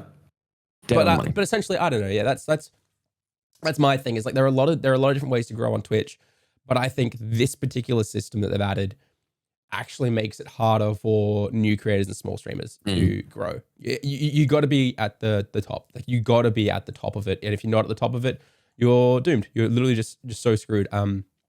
There's nothing else you can actually pull off or do. So I this is the same reason why for the past like 3-4 months, I've been so heavily pushing YouTube to people and telling people to do YouTube and stuff like that. It's just because I love Twitch. I really do. I adore Twitch. I like Twitch ANZ. I think it's all fantastic, but I just don't see it being sustainable for new creators coming in anymore. Yeah. Like I honestly believe 2 years ago, like I made a video 2 years ago that was called How to Go from 0 to 25. And it opens on me saying, all right, let's actually sort this out. None of this, you have to start a YouTube channel to grow and all this shit like that. Let's properly teach you how to grow just on Twitch. And the video was talking about Twitch growth strategies that I'd used. And actually you boys have used the exact same systems. And a lot of people use them to get to 25 average viewers without having to have a YouTube channel. Yep. And in the video, I say, YouTube's a great tool, but in the grand scheme of things, growing on YouTube is harder than growing on Twitch. Yeah. Right? But now I actually am starting to think it's the opposite now. Like it was 100% harder to grow on YouTube back in the day, right? But Twitch, it's getting harder and harder and harder to grow on. And now I think it's swapped over. And I actually think it's harder to grow on Twitch nowadays than it is to YouTube. And not necessarily just because of Twitch updates, but I think also because of the pandemic opening up. Yeah. Whereas before, if you were a 0 to 3 viewer Andy, you could go live in a beloved category and just sit there making decent content. And there were so many people coming to the platform that you could just pick people up and grow really quickly. You know what I mean? But now people are at work. Yep. People are busy. People can't do that anymore. You know what I mean? Like you have to be so much more strategic about when you're streaming, what you're streaming. Yep. You got to realize that the retention rate of these people coming to watch you is going to be so much lower now. You've got to realize they're probably all just going to go straight to YouTube at work because they can pause videos and stuff like that because they're in office. You know what I mean? They don't want interaction. They just want background noise. So chatters are lower. So you can't like go do like Jackbox. Like a big thing that everyone I know who started around the time I did grew by doing these big community Jackbox nights. Yeah. But like you can't do those anymore to grow because most people are at work. You won't fill a lobby. Like back when I had 10 viewers, I could fill a lobby of 10 people in Jackbox because every single person there was there and they were like, fuck it, I don't have to work. I'm at home. I can play this game. But now I reckon I could probably fill a lobby of 10 with 100 people. But if I was at 40, I don't know if I could fill a lobby of 10 to be honest. Because I actually think I think people can't, they're at work. They're busy. You know what I mean? Like, yeah. I described it to someone recently as the, you've got the normal level of the tide, right? The pandemic happens, everyone's stuck at home, and all of a sudden you've got this excessively high tide, more than the normal that we know. And as the pandemic has calmed down, people are getting out, they're going back to work, they're able to just, go out and enjoy life, leave the house and do things. People are traveling again, right? All of a sudden, that really high tide is now, it has gone out completely, and we're in this very low tide, and that's where we are right now. And it's tough. It is really tough. Yeah, I don't know. I to answer your question, Reapz, how does this update? How does someone make the most of it? The same way that you've been having to grow on Twitch since day one, and that is networking, collaborations, and then just be at the top of a beloved category that isn't overly saturated, right? Yeah. Like, and that's really the only solution I can see because you can't really, as I said, control your recommendations. Yeah. And I think that there are less people coming to the platform now, as we know. Like we can see the stats. Like I think if I pulled up Twitch tracker right now, I'm pretty sure if I pull up Twitch tracker and look at stats, it'll say something like, oh, around Christmas you had 8 million and now you've got 6 million or some shit, right? Like, okay, let me have a look here. So if we look at, what is this, 2022? So in 2022, it was roughly 3 million viewers in February, okay? And then we've lost over 500,000 viewers since then on Twitch. It is just February. Like a hard dip. Well, no, this was February to March. February to March, they lost 500,000 viewers, and it's just continued to dip slowly but steadily. Like it was literally February. I think I said to you guys, I was like, yeah, you know, February, March, April, everyone's going to see like a 40% dip. And like you can literally see it on Twitch tracker that this ridiculous dip. We are now lower than we were pre-pandemic, like in terms of things. So it's like I think it was, what was it, February 2020 was pandemic, right? Yeah, it was around like March is when lockdown happened all around the world. Definitely. Okay, so April was the big spike in 2020 when people came back. So it's 2.5 million, and we are currently at 2.5 million. So we're back to the original, like where we were when the pandemic really kicked off in terms of things, and it's still dipping lower. So yeah, and we're not even at the lowest part of the season yet. The lowest part of the season is like July and August. That's when things get really low. That's like summer over there in America. Everyone's out doing things. They're on their breaks. So yeah, we can definitely see that. And we have talked about, you know, the tide going out, but we will see a little increase in the tide as well come December, winter time. It'll start September and slowly build up as it gets colder. It'll be around December, January where it really peaks. Yeah. And it's interesting to note that America is still the driving force, I believe, when it comes to Twitch. Don't get me wrong. We know that, you know, there's France and Spain contingents that are also becoming really big on Twitch in terms of their viewerships. But in terms of the English speaking, I would say that America is definitely the driving force. And it really is a seasonal thing. We are, as Nick so aptly put it, we are at like low tide at the moment. We can see the hermit crabs shuttling across and there's just carcasses around. But hopefully there will be a rise. But the thing is, we can't bank on it because this is basically, I would say, the first year where we know that not a lot of places are going to go into lockdown ever again because everyone's had their shots and their boosters. Well, a majority of people, and the government just is like, well, we've done as much as we can. So we're not going to have that thing of like, well, there'll be another lockdown and then everyone will have to watch Twitch again and things. So the fact that we're now talking about how do you, if you want to be a content creator, especially on Twitch, actually achieve that, you do have to start thinking about the bigger picture. And the bigger picture isn't just on Twitch. I see so many streamers that I go into who are, you know, going through the ranks, who are getting that viewers, where they're actually pointing to their TikTok and they're asking, oh, have you come from TikTok? That's awesome. Did you find me on there? Which one did you find me on? Because they know how important it is to funnel it back in, because discoverability is so hard. Yeah. Well, overall watch time has dropped as well on Twitch, like aggressively dropped. Like April 2020 was at 1.7 billion hours of watch time. And that's wild, right? That's crazy. That's a lot. But as of let me have a look here. This is currently June, so we'll look at the one before. Whereas May of 2020 was 1.8 billion. So we're like getting back down to where we were again, as I said, at the start of the pandemic. Like, whereas because, and let me give you a little example here.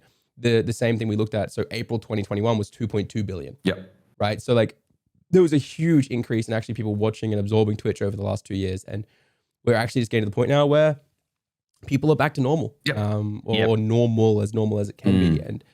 And I don't really, I don't know. I don't really see a lot of these creators. I actually think a lot of these creators over the next like couple months are probably going to end up having to go part-time. And I'm seeing it. Like, I'm seeing my Twitter is full of like creators being like, hey guys, just a heads up, I'm only streaming 3 days now, and there'll be shorter streams because I have to get a job.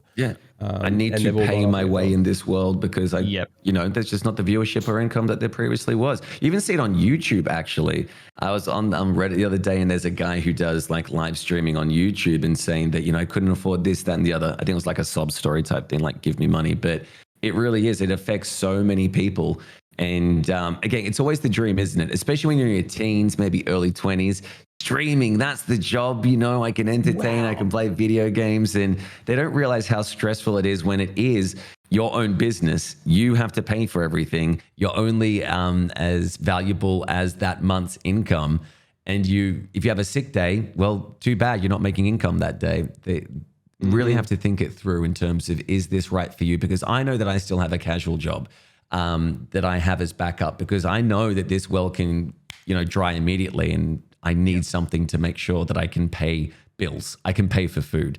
So don't be silly. Please do not do one of those things which you've talked about so many times, Eljay, was like, I've quit my full-time job and I'm going full into content creation. Please support me. And then you see 2 months later that they're completely void from Twitter. They've gone. They're just like ghosted because obviously they didn't make it and they are trying to find a job again. It's sad. Yeah. It's rough. I think I get people saying that like once a stream, maybe sometimes once a week, to be honest, of people being like, oh, I just take you heads up, man. I've quit everything. Your videos are super helpful, and I've quit everything. I'm like, you have not watched my videos if you've quit everything. Like that is not at all in any shape, way, or form what I've ever said to do. Like, please, for the love of God, do not quit your job. Do not quit your job. Please. And they're like, oh no, I've done it. It's fine. I'm gonna power through it. I'm like, oh God. Yeah. Okay, well, I'm gonna power through it. I'll be fine. Phrases that aged well. Yeah. It's rough, man. It's a hard knock job of all this stuff, and it's I don't know. I feel like this latest update really goes to show that there's not really a solution. I personally, I really do not see a solution. I think a lot of people. Harris has always said something really interesting. Harris has always said a YouTuber doesn't need a Twitch stream to be successful. But a Twitch streamer needs a YouTube channel to be successful. YouTube is a whole business. A Twitch stream is a side business stand-up thing. Yep. Right? And I think that's a really interesting take. And obviously, if people just want to, have fun, do whatever they want, yeah, just stream. That's whatever. But if you're thinking about this from a business point of view, it really is the truth, right? Like, it really is the truth that, like, a YouTuber doesn't need a Twitch stream. No. But at a certain point, a Twitch streamer will always be pushing to try to do a YouTube. Yep. Right? Like, you know what I mean? Like, I just think it's hard. I just think it's really, really hard. Also, as I talked about a couple episodes ago, the shit sandwich, where I was like, that 1% of shit in your sandwich, is just like, it just makes it so much harder to stream. Like, I'm nervous to get back into streaming because I've been gone for 16, 17 days now, right? And the last stream I did was awesome. It was cool. But like, I'm nervous to go back because I'll probably have much less viewership now, right? After going on my honeymoon. And also, if I have less viewership, it means that if that 1 or 2 people are just really annoying, it could be bad. And I haven't talked about this anywhere yet. I've also got a malicious doxer right now. Really? Yeah. So for the last couple of weeks before I left on vacation, I've had someone trying to maliciously dox myself and my family. They've tracked down an old name and they've connected it to an email address and they've figured some stuff out, and they've been trying to maliciously leak information about me and my family to try and, like, I guess just like freak me out, like waiting until I go live, and like the moment I go live and chat appears on screen, they like try post personal information and stuff like that. What the? Jeez, what the hell? Yeah, like brand new Twitter accounts getting created and like DMing me like private information about myself and my family and stuff. And it's like, and it's like, oh, well, that happens to every creator, every type of content creator. I'm like, yeah, sure. But you know what? If they're commenting on YouTube, I just block the accounts, block the words. Yeah. I can't really, like, they comment into Twitch streams. It's live. They're posting it. It's appearing on screen. It's appearing in chat. Anyone can see it, right? Like, but that doesn't happen if you're a YouTuber. And I just think that, like, it's hard. It's a hard business to be in because live content is volatile for so many reasons. But it's only until recently that I realized how volatile it is, because that 1% of shit sandwich can ruin your entire content, right? It's like having a heckler at all times during a stand-up show. So I don't know. I'm really nervous to go live again tonight. I think it'll be nice. Part of me is terrified of having less viewership, but part of me is also excited to have less viewership. Yeah. Like it feels weird because it's like, if I have less viewership, it'll be a lot less stressful to deal with, like, annoying people, or I'll just make my own content, or I'll start again, I'll rebuild and stuff like that. But it's like, I don't know. I'm in a weird headspace, man, with streaming at the moment. It's hard to find it fun because of all the issues behind the scenes. Yeah. First of all, that's terrible to hear, because I know when I received that email that I showed to you boys of just like someone literally emailing me, not even in, a chat or something, just how much it like hurts you to a degree that you feel off your game. You just feel like attacked and like this kind of prejudice against you. And I mean, it's not a big thing. It's just like it's a hate email, but it's like, the fact that I've somehow done something that has made you want to do this to me just puts you in this other world of like, you are so kind of, you're out there, you're a presence, and you don't realize how much your influence goes. Because it can be very dangerous, especially when you have a family that you're trying to look after, or people who have no idea of what you're doing, like Twitch related or content creation, and they can also be in harm's way of doxing malicious information. It really does make you second guess if this is the right profession, because I go through that every single week. I'm like, what is the end game of this, Stephen? Like, what are you going to achieve apart from money to fund yourself? What are you going to do? And I go through that every single week. And sometimes I come to the conclusion that, is it worth it? Like, is it worth putting myself out there when it is just people who can be very, very toxic or venomous, or just want to see you fail? Because it's like, that's no good for mentally. Like I'm very sensitive, obviously, and my mental thing, I have a thick skin, but there's always gonna be times that it creeps in mentally that you're just like, I can't deal with this today. I don't want to go on. I don't want to go live. I don't want to look at Twitter. I don't want to look at Discord. I don't want people to remind me that, you've gone this, or you've done that, or you've gone downhill, or you've made this, Everything can be clipped out of context as well. And people don't realize how volatile it is and how mentally and physically draining and stressful it can be. Like, every day, this is your job. If you take time off, you're going to pay for it later on, in terms of you always have to be on. You've always got to be going. And it's hard. It's really, really hard. Your energy levels deplete. And if you're going to be social, if this is your whole life, you're going to feel that. You're going to feel that come around. And I want people, the biggest thing I would say to people is, if you're doing this as a hobby, I envy you. I envy that you've got other things going in your life that you can fall back on that. Because at the moment, people who do quit their job, as we were talking about, and made it their whole life, everything will affect them so much more, because you're always in the public eye. Because this is what it is. If you're not in the public eye, you're not succeeding when it comes to content creation, and it sucks. Yeah, it's really stressful. Yeah, it's a weird one, isn't it? Because I guess we talk about this a lot, and I don't know. Maybe we can move on to something else. But I think my final thing on it is all just my final thoughts on the whole thing. It's just really just like, streaming used to be so much fun for me. You know what I mean? It used to be so much fun for me, and I just feel like lately, I really hoped this honeymoon was going to be a chance for me to like refresh and re-energize. Yeah. It hasn't, like, at all, obviously. But like, I just feel like streaming over the last 6 months has been less fun and more just a negative drain on me, right? Like, when I'm there live, it's usually pretty good. Yeah. Like, if you're listening to this and you're one of my viewers, like, when I'm there live, it's usually pretty good.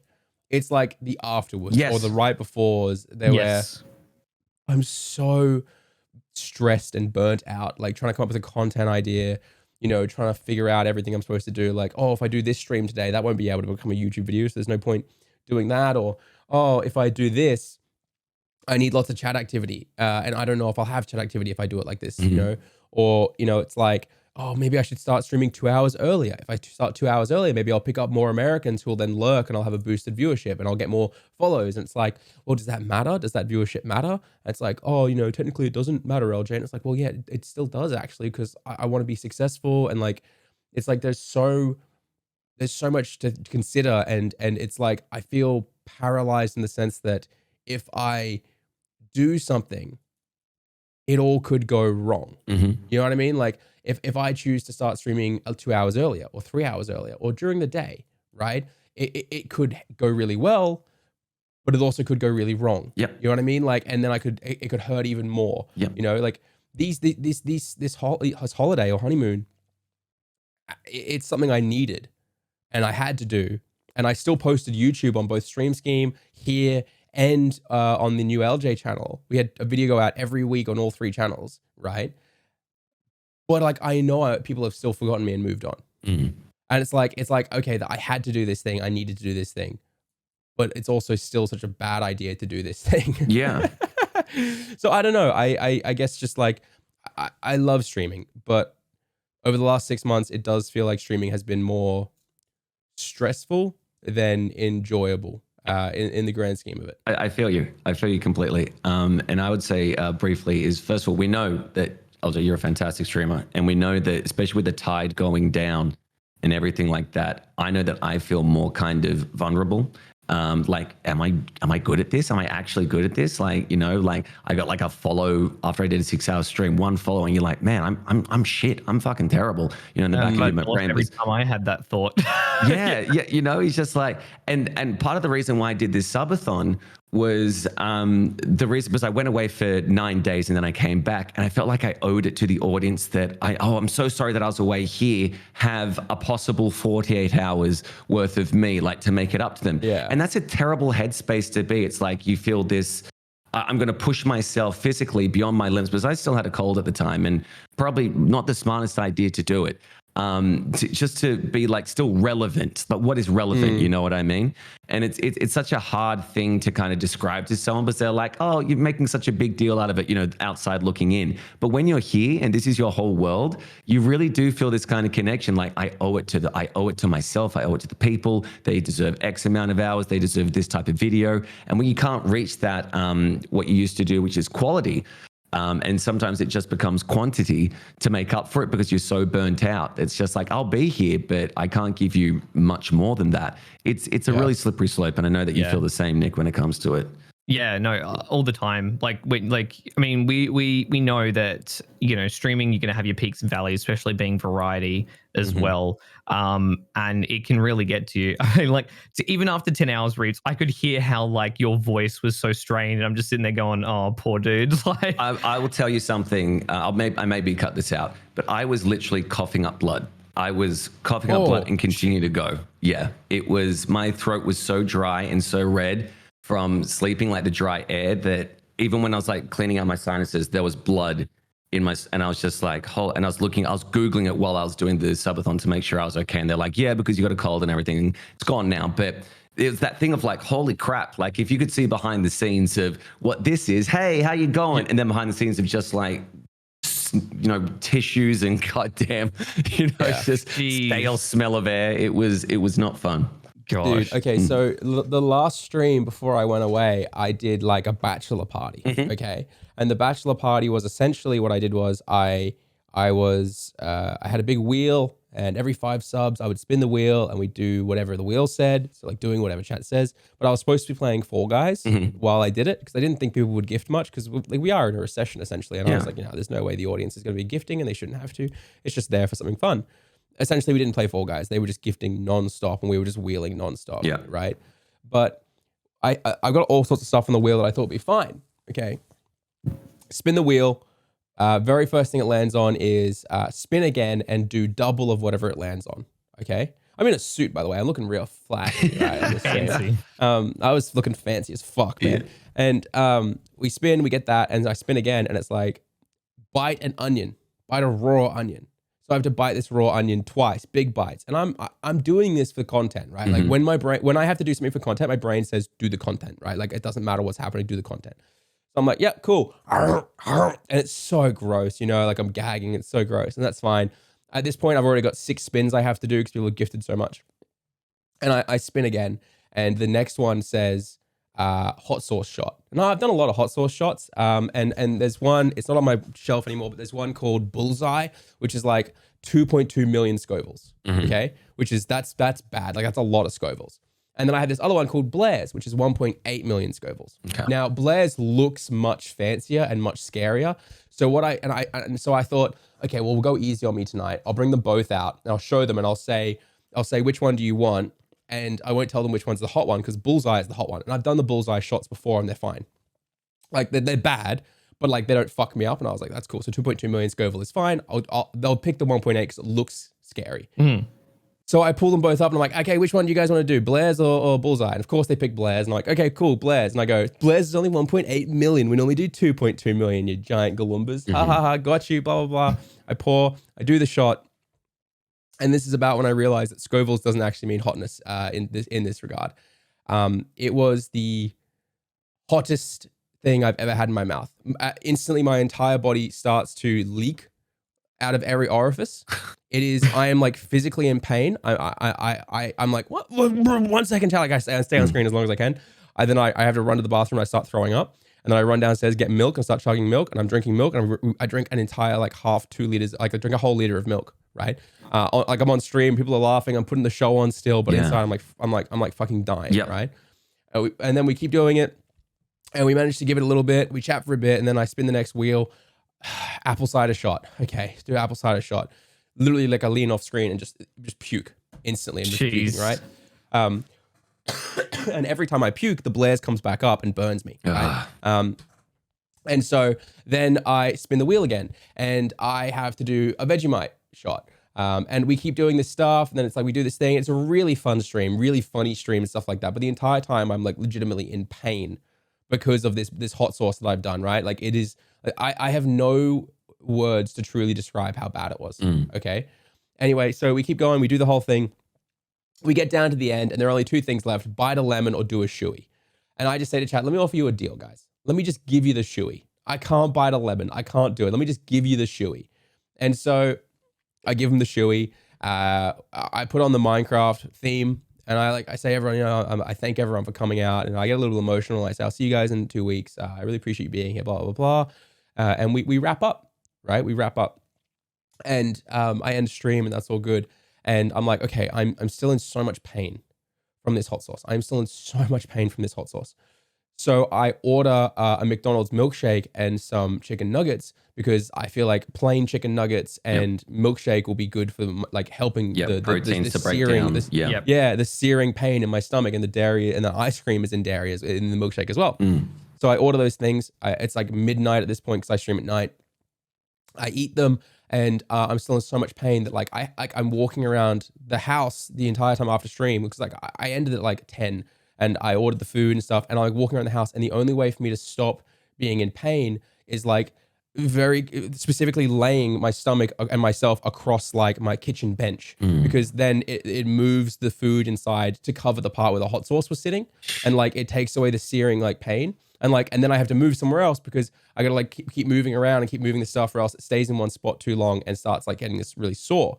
I drink the milkshake and stuff like that. I'm laying on the couch, I keep moving. It gets to like 2 a.m. and I'm finally like, okay, it's gone down enough. I think I can sleep. I go upstairs. I go to bed at 2 a.m. 2 hours later at 4 a.m., I wake up with the most searing, stabbing pain in my stomach that I've ever had in my entire life. Essentially because in my sleep, I wasn't constantly moving around so the hot sauce wouldn't sit on one part of my stomach.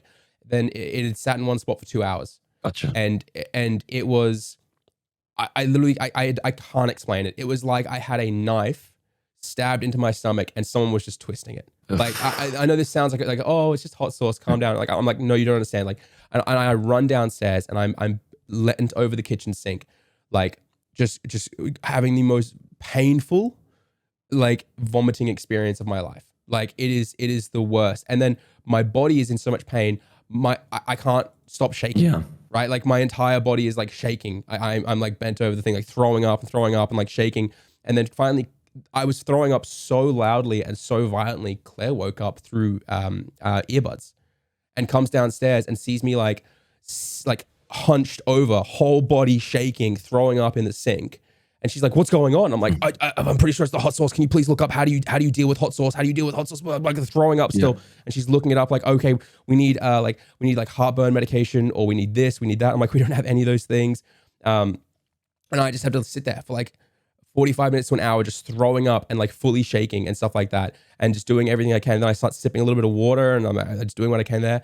And then eventually it's like 4 a.m. and eventually it's like 5 a.m. and I stop throwing up. I clean myself off. I lay down on the couch, and I just spend the next like 4 hours just moving, just like slowly moving so that the pain doesn't like come back on the stabbing point like that. And then the next morning I wake up, I have water, I have all the coffee, I have all that stuff and everything like that, and it's finally like gone away. But for the rest of the day, I'm just screwed. You know, like I throw up again at midday, and my whole body is just like in so much pain. Yeah. And I was just sat there thinking to myself the next day, like, how the fuck, like, why the fuck did I do this? Yeah. Like it's going to be a video, but like, why the fuck did I do this to myself? And no one in chat knows that this happened. Of course not. Like, yeah. like, and I probably will tell them as like a funny story to tell them. But like, if we're talking like from the stream room, that was hell. Yep. Like, I'll tell that as a funny story because it was past now. Yeah. But legitimately, that was hell I can to like imagine, go man. through that. Yeah. And I was thinking to myself like, oh, it's fine. I had a 2.2 million Scoville bullseye stuff, and it's like, no, Scoville's doesn't actually mean how bad it is, and like nothing I could do could stop this like searing fucking pain, and my body was in so much pain that like I couldn't control it. Like, you know what I mean? Yeah. And it was fucked. Like Yeah, like the serious hot sauce is no joke, which is why most places you have to sign a waiver if you're buying it locally. But I honestly, that this like I know that I could never do a shot. That's why I always like do a little bit on like a piece of bread or a cracker or something. Yeah. And I've got milk next to me. There was one time where I was like, I've eaten this hot sauce a lot. It was like the Mad Dog 357 anniversary. It's like 1 million Scoville. And I was like, yeah, I've done this before. It's fine. And I'm like, chat, no, I'm gonna do this without milk. It's fine. So I do it. It's burning, and I'm like, I'm drinking. Then I drink, kind of holding off, trying to be like, oh, I'm cool, like I don't need anything, and I can fight this off. So I go a while. It starts calms down a little bit, and I was like, okay, now I'm gonna have some water, and then I kind of chill, and then literally about like 20 minutes later, my gut is just like, and I'm like, oh, and then I'm like, whoa, and then some people in chat like, Nick, you're okay? You're looking like a bit white, like a bit pale. Yeah. I'm like, it's fine. And I'm like, keep going. And I'm like, oh God, that hot sauce is sticking around. And I'm just sitting there going, oh boy. So, because I didn't drink, because I waited like, at least 15 minutes before I had some milk. So I was like BRB, and I went and like had some milk, and I like ate a piece of bread, and I came back. I was like, okay, hopefully that should settle. And then it gets to about like 11:30, and I'm just like, guys, I need to end. Like I'm not feeling good. So we wrap up the stream, and then I'm just sitting there. I grab some more milk and some bread, and they're going, oh, like it was not good. Not to the extent you went through, LJ, but I can to an extent sympathize. Bad, yeah. It's not good. Like your gut is not meant to deal with something that hot. I did the hot sauce like right at the start of the stream. Right? Oh, it was man. it was the second punishment that came up, right? So like I spent the next 2 hours just powering through. You're like having to do the whole thing, right? And like it's not like I could end because I had like 20 spins that I had to do by the time the hot sauce was done. And I was like, okay, well, this is fine. I really appreciate people supporting me. I'm going to put on the content for them. And I really pushed the content. And it wasn't until I was done with work that my body was like, all right, now you have to realize what you've done to yourself, right? Like I did a shoey at the end of the night. Like I was doing all sorts of terrible shit. And people were trying to beat it. Some people who I've talked to have been like, oh, it was, it's probably because of all the different stuff you put in. I'm like, no, I don't think you understand. I was in pain from like that second thing. Yeah. Like it was literally just the hot sauce. Like I've had Vegemite shots. I've had everything as a shot. I've done all this terrible shit before. It was that one thing. Like the Blair's hot sauce comes with this around it, like a little fucking skull pendant comes around it. And like, it comes in a coffin, like everything like that. And it's like, I thought it was just them doing marketing. Cause I was like, oh, it's 400,000 Scovilles less than what I had. It's whatever.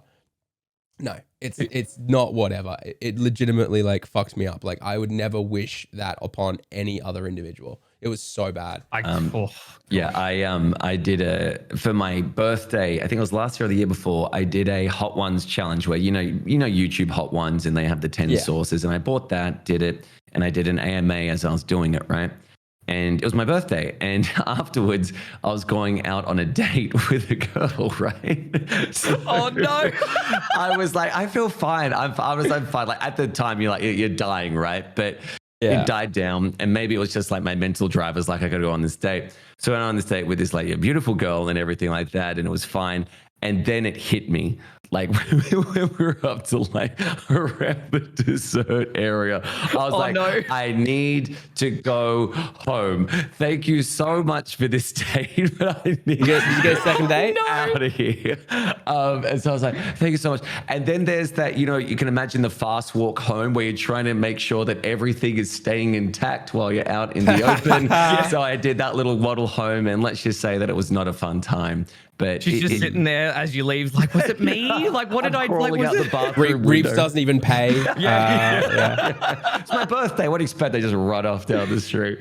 But And I asked, did you get a second date? oh yeah. It was Okay. yeah. It was good. But it was not good on that day. It was stupid to do it on my birthday. But again, it's that you feel that you have to give the audience something when you feel that you're letting them down, or that you yourself are losing interest, or they're losing interest. You want to do that little bit extra and give them something. But sometimes it comes with that risk of like, I've pushed myself too far and it was not worth it for my own physical health or mental health, whatever it is. Yeah. I feel that. Yeah. It was a rough one. And I don't know why I did it, to be honest. Like, I don't know why. I guess I did it because content is content, and you're supposed to make this type of content. You're supposed to do this stuff. And I'm like, and I was sat there the next day thinking to myself, like, is this who I am? Is this like the content that I make? Like, is this actually what I do? Like, I did this because you're supposed to do punishment. You do punishment to make it interesting. But I'm like, is this the kind of content I actually want to make? Like, that was one of my best streams in a while. That was a 2-hour stream, and I had like 120 average because it was just like people came in with the hook, and I was instantly doing the hook, and it was like good content, and it was pumping.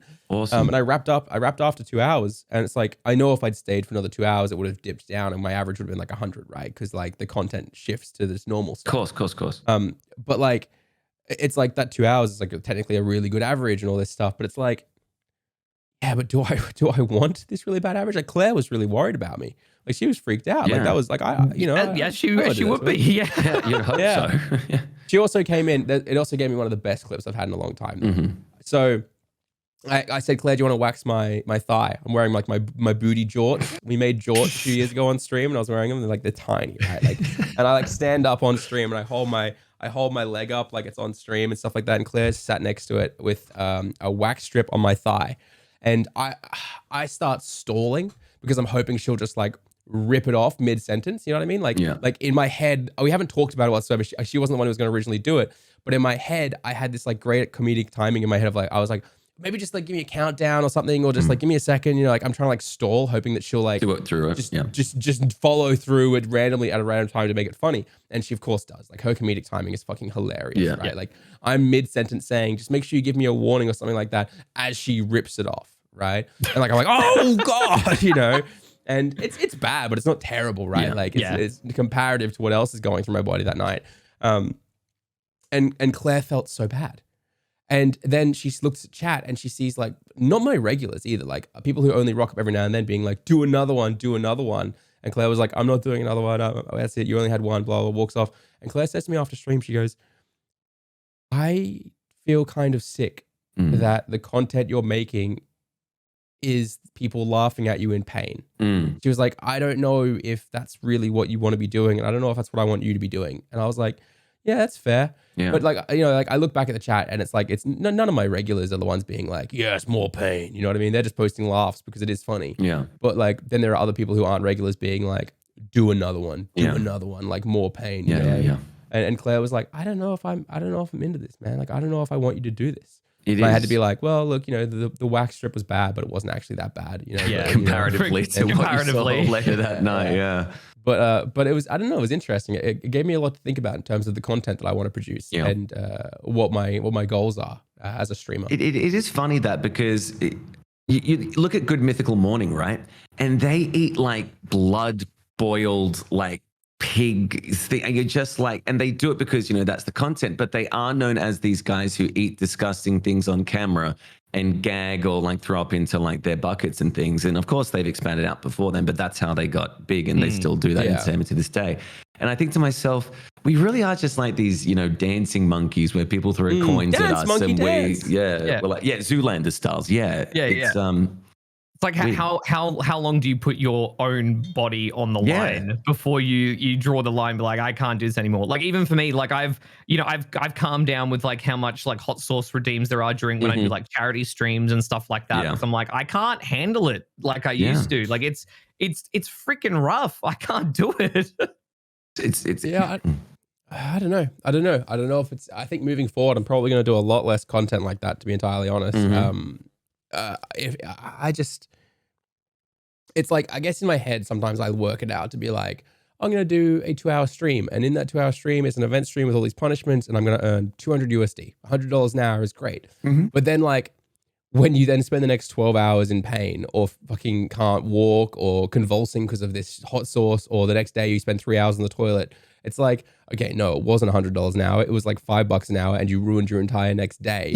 Or you ruined a date on your birthday, or you scared your wife because you were convulsing on the kitchen floor. You know what I mean? Like it's like okay, you worked it out that you earned this hourly rate, and it's fine. That's a really good hourly rate for what I did. And then you realize, no, you just fucked your entire like 48 hours up by doing this thing. You know? Like I'm gonna make a YouTube video out of it, so that's kind of cool. But at the same time, it's like, okay, if that YouTube video does well, do I have to do that again? Because I'm not. It's like, absolutely not. Just everyone who's watching or listening, and you boys included, please, for the love of God, never eat a raw Carolina Reaper. Been there, done that. It's not worth it. It really isn't. It's not. Every time I've seen someone do that, like they just get the hiccups, and you see them trying to maintain their sanity, but you can see their eyes are just like a million miles away as they focus on what they've done and how they're going to survive. It is like the worst experience I've ever felt personally. There's a clip of it, like there's footage. So my friend Lucas and I was at his place, and on his stream we did a Hot Ones thing too, and he interviewed like me, and we got like questions from community. I was very integrated with his community at the time. Nice. And so we kind of did like the interviewer and host type thing. So then we get to the end of it, his partner and one of our other mutual friends come over, and there's the four of us. And then he goes and he's like, we found Carolina Reapers at the supermarket today. And we're like, oh my God, oh man. On top of the hot sauces that you've already done? So we were using popcorn chicken from KFC as our like chicken wings. A man of taste. I like exactly. So we all grab one, and then we all do it at the same time. And we go, by the way, I did buy a tub of ice cream like to his house. I shoved it in the freezer. I was like, just in case, it's like in case things go wrong, or like, we can have some ice cream to calm ourselves down later. So all four of us go 3, 2, 1. We all take a bite. And then we put it down. And then literally about 5 to 10 seconds later, in the video, you see me screaming, ice cream, as I run to the freezer. We're like, ooh, like to grab the tub of ice cream. And then I'm just sobbing into this ice cream because it is so, the pain and the heat is just so intense. I didn't shit right for 3 days. Yeah. It was not good. You feel it every time you do. Oh, it was so bad. And like a lot of the time, it's like you don't take a normal shit. Like it's like you take these like tiny little like shits, and it's like it hurts, and like the tiny, and they're like weird consistency, and then you go off somewhere else. And then like 10 minutes later, you're like, oh, okay, well, I'm going to come back and do another one. You feel that rumbling in your stomach of like, you got to go again. The next day, Claire and I were supposed to go shopping to pick a few things up to go to Singapore. Like I wanted the new travel bag and some other stuff like that. So this is the day after the event stream. Yeah. And I before I leave, I'm like, okay, I don't want to be taking a shit at the shopping center. So I essentially, I'm like, I'll take it at home real quick, right? So I take it. It's like, again, like as I said, it's like this weird, like tiny little thing, and it hurts and it burns, and my stomach feels like shit. And then I get in the car and I start driving, and there's this like roundabout a little bit just further up, and I drive, I go through the roundabout, I turn around, I come back home, and Claire goes, "Why are we home?" And I said, I just forgot something. We just pull in, I walk inside, and I have the most aggressive but smallest, like weirdly liquid burning shit I've ever had. And then I get in the car, and we leave again to go to the shops. And then we get to the shops, we park, and I go, I'm just gonna use the bathroom. And I go and I have another one. And then we walk, and about 5 minutes later, I go, I'm just gonna use the bathroom. And about 10 minutes later, I'm like, I just need to use the bathroom again. Yeah. And it literally just keeps happening for the next like 2 hours that we're supposed to be shopping. I'm like off to the bathroom. And it was the worst, dude. It was the actual fucking like worst ever. Yep. You're out for the next day. I remember being out for the next day. It's just, it really is what we put ourselves through, boys. But I mean, the only thing you can say was like, if you look behind me, I've got that like the world's hottest chip, that thing like right there. And that was terrible because the thing was obviously, you know, it's the hottest thing, but you put it in and because it's like a dust, it's like it inhales through your whole system. So with a sauce, you can kind of consume it and it sticks to the roof of your mouth and everything like that. But because it's dust, it goes nasally because imagine cinnamon, you know, when they cough up cinnamon and there's just dust everywhere. That's what it felt like. I was like breathing in chili airborne. It was just terrible. It was not good. And again, it's the same kind of experience the day after. And you just think to yourself, why is this a thing? And I mean, I put it on myself. I can't blame anybody else. That was the goal, and people want to see that goal. It was me as well. Yeah, like I'm the one who came up with like what I wanted to do. Like I guess it escalates too, right? Like it's like a shonen anime. And like I've always talked about the shonen effect, which is like when content has to escalate. Yeah, and it's the same thing. Like I first started doing punishments during a thing called Pain Week, where it was like every 5 subs I'd have a spoon of Vegemite. Gotcha. And then it escalated to every 5 subs now it's Nando's extra hot sauce. Oh, now it's 5 subs is Bullseye.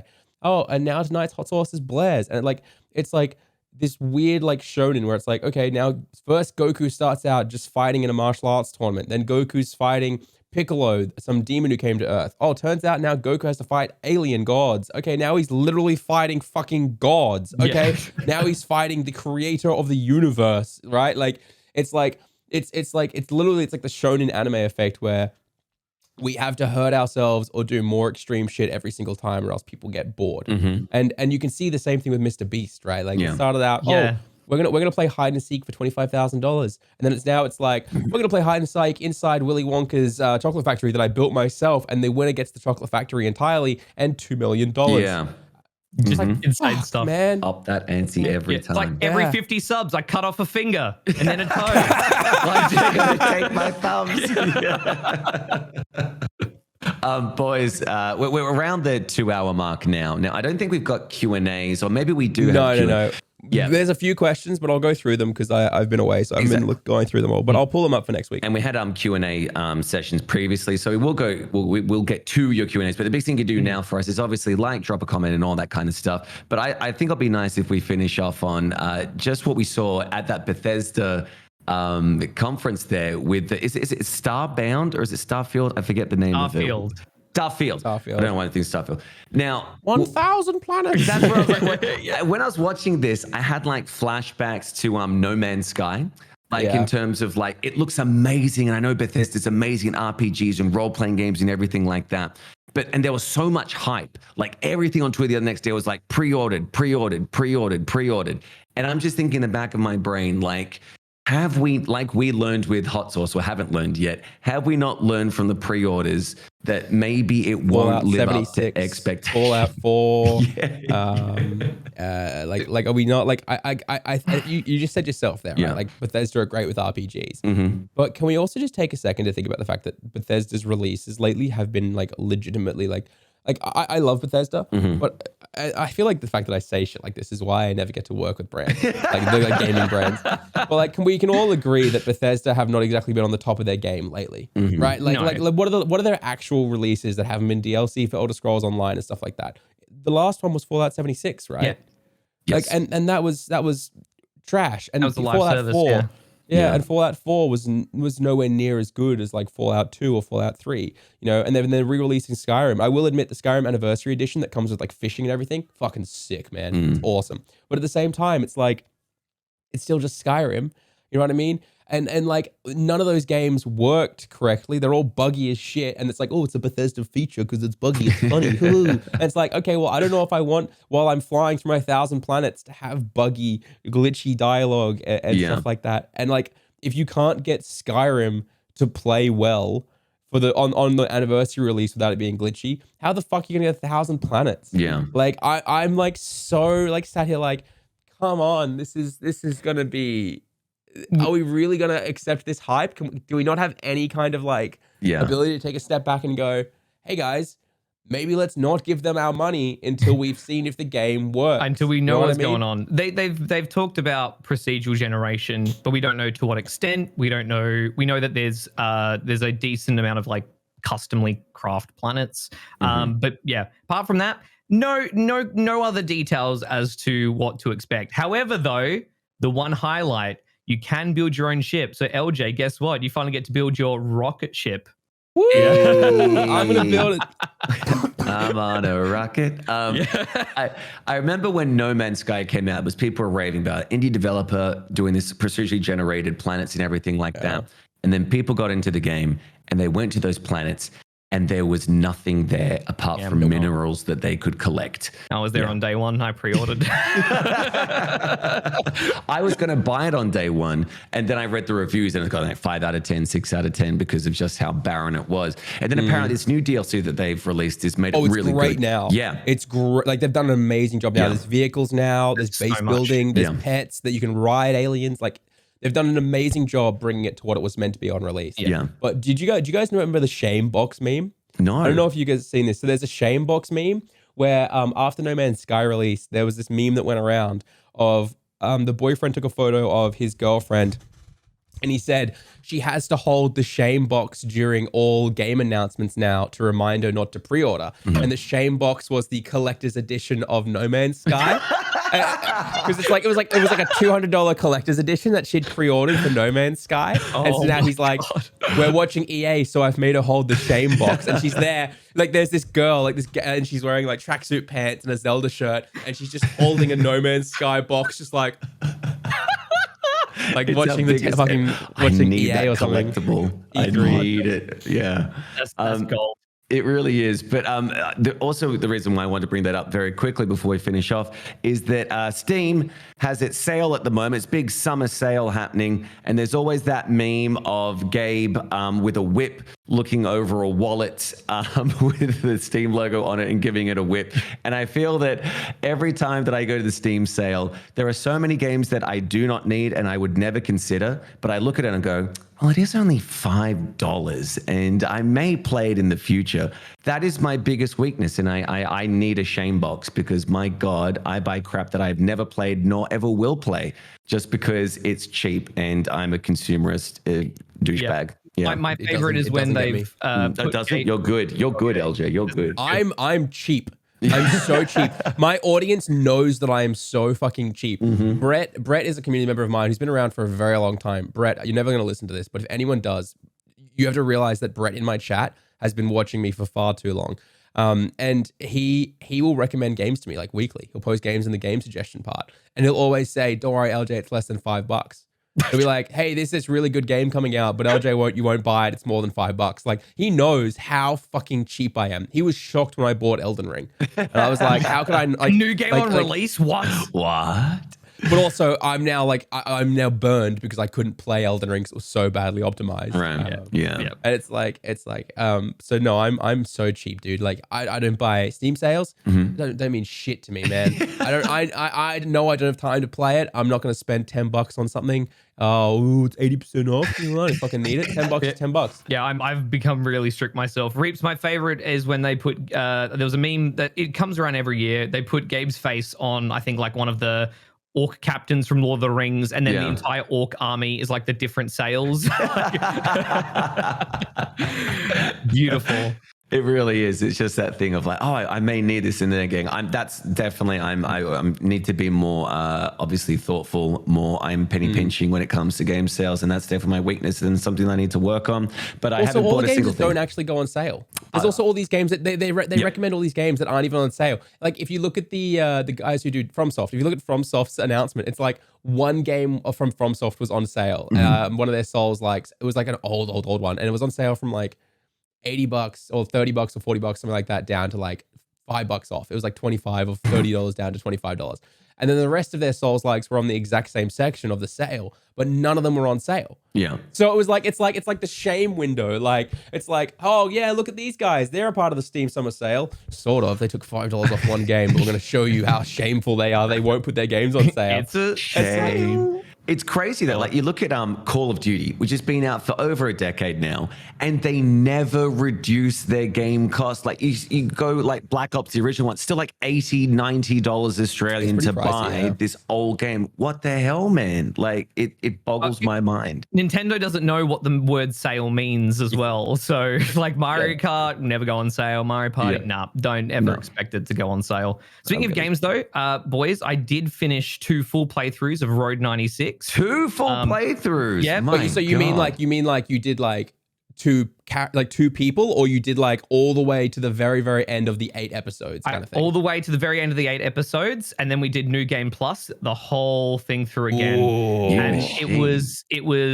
wonderful experience, hilarious. That game has such somber, gentle, heavy moments, and then you know I've got a piggy bank busting into the toilet, and a dude sitting there with his pants down, and I'm going, "Give me your money." So it's got both ends of the spectrum. Truly a fantastic game. Tonight, speaking of like, you know, cheap games, this is a free game. I'm finally putting my big boy pants on and I'm playing Poppy Playtime. I'm Both starting of them? that. Chapter 1 and chapter 2, or just chapter 1? I don't know. I'm just starting with the first one and seeing how I go. Yeah, I would say chapter 2 is a lot. I'm not going to give anything away, just apart from, you know, they're quite small. They're, you know, like little self-contained kind of games. But I really like chapter 2 because it expanded a lot. But chapter 1 is terrifying. I'll give you that. That's what I'm going to say. Yep. Not looking forward to it. Literally in my Discord yesterday when the schedule went up, someone was like, "Rub's eyes, a horror game on Nick's schedule? What?" And I'm like, "Ooh, yep." Instead of hot sauce, it's just like, you know, just scares horror. and tears. Yeah. It'll still be Some shit in his jump scare pants. redeems and stuff like that. Oh boy, it's gonna be a great time.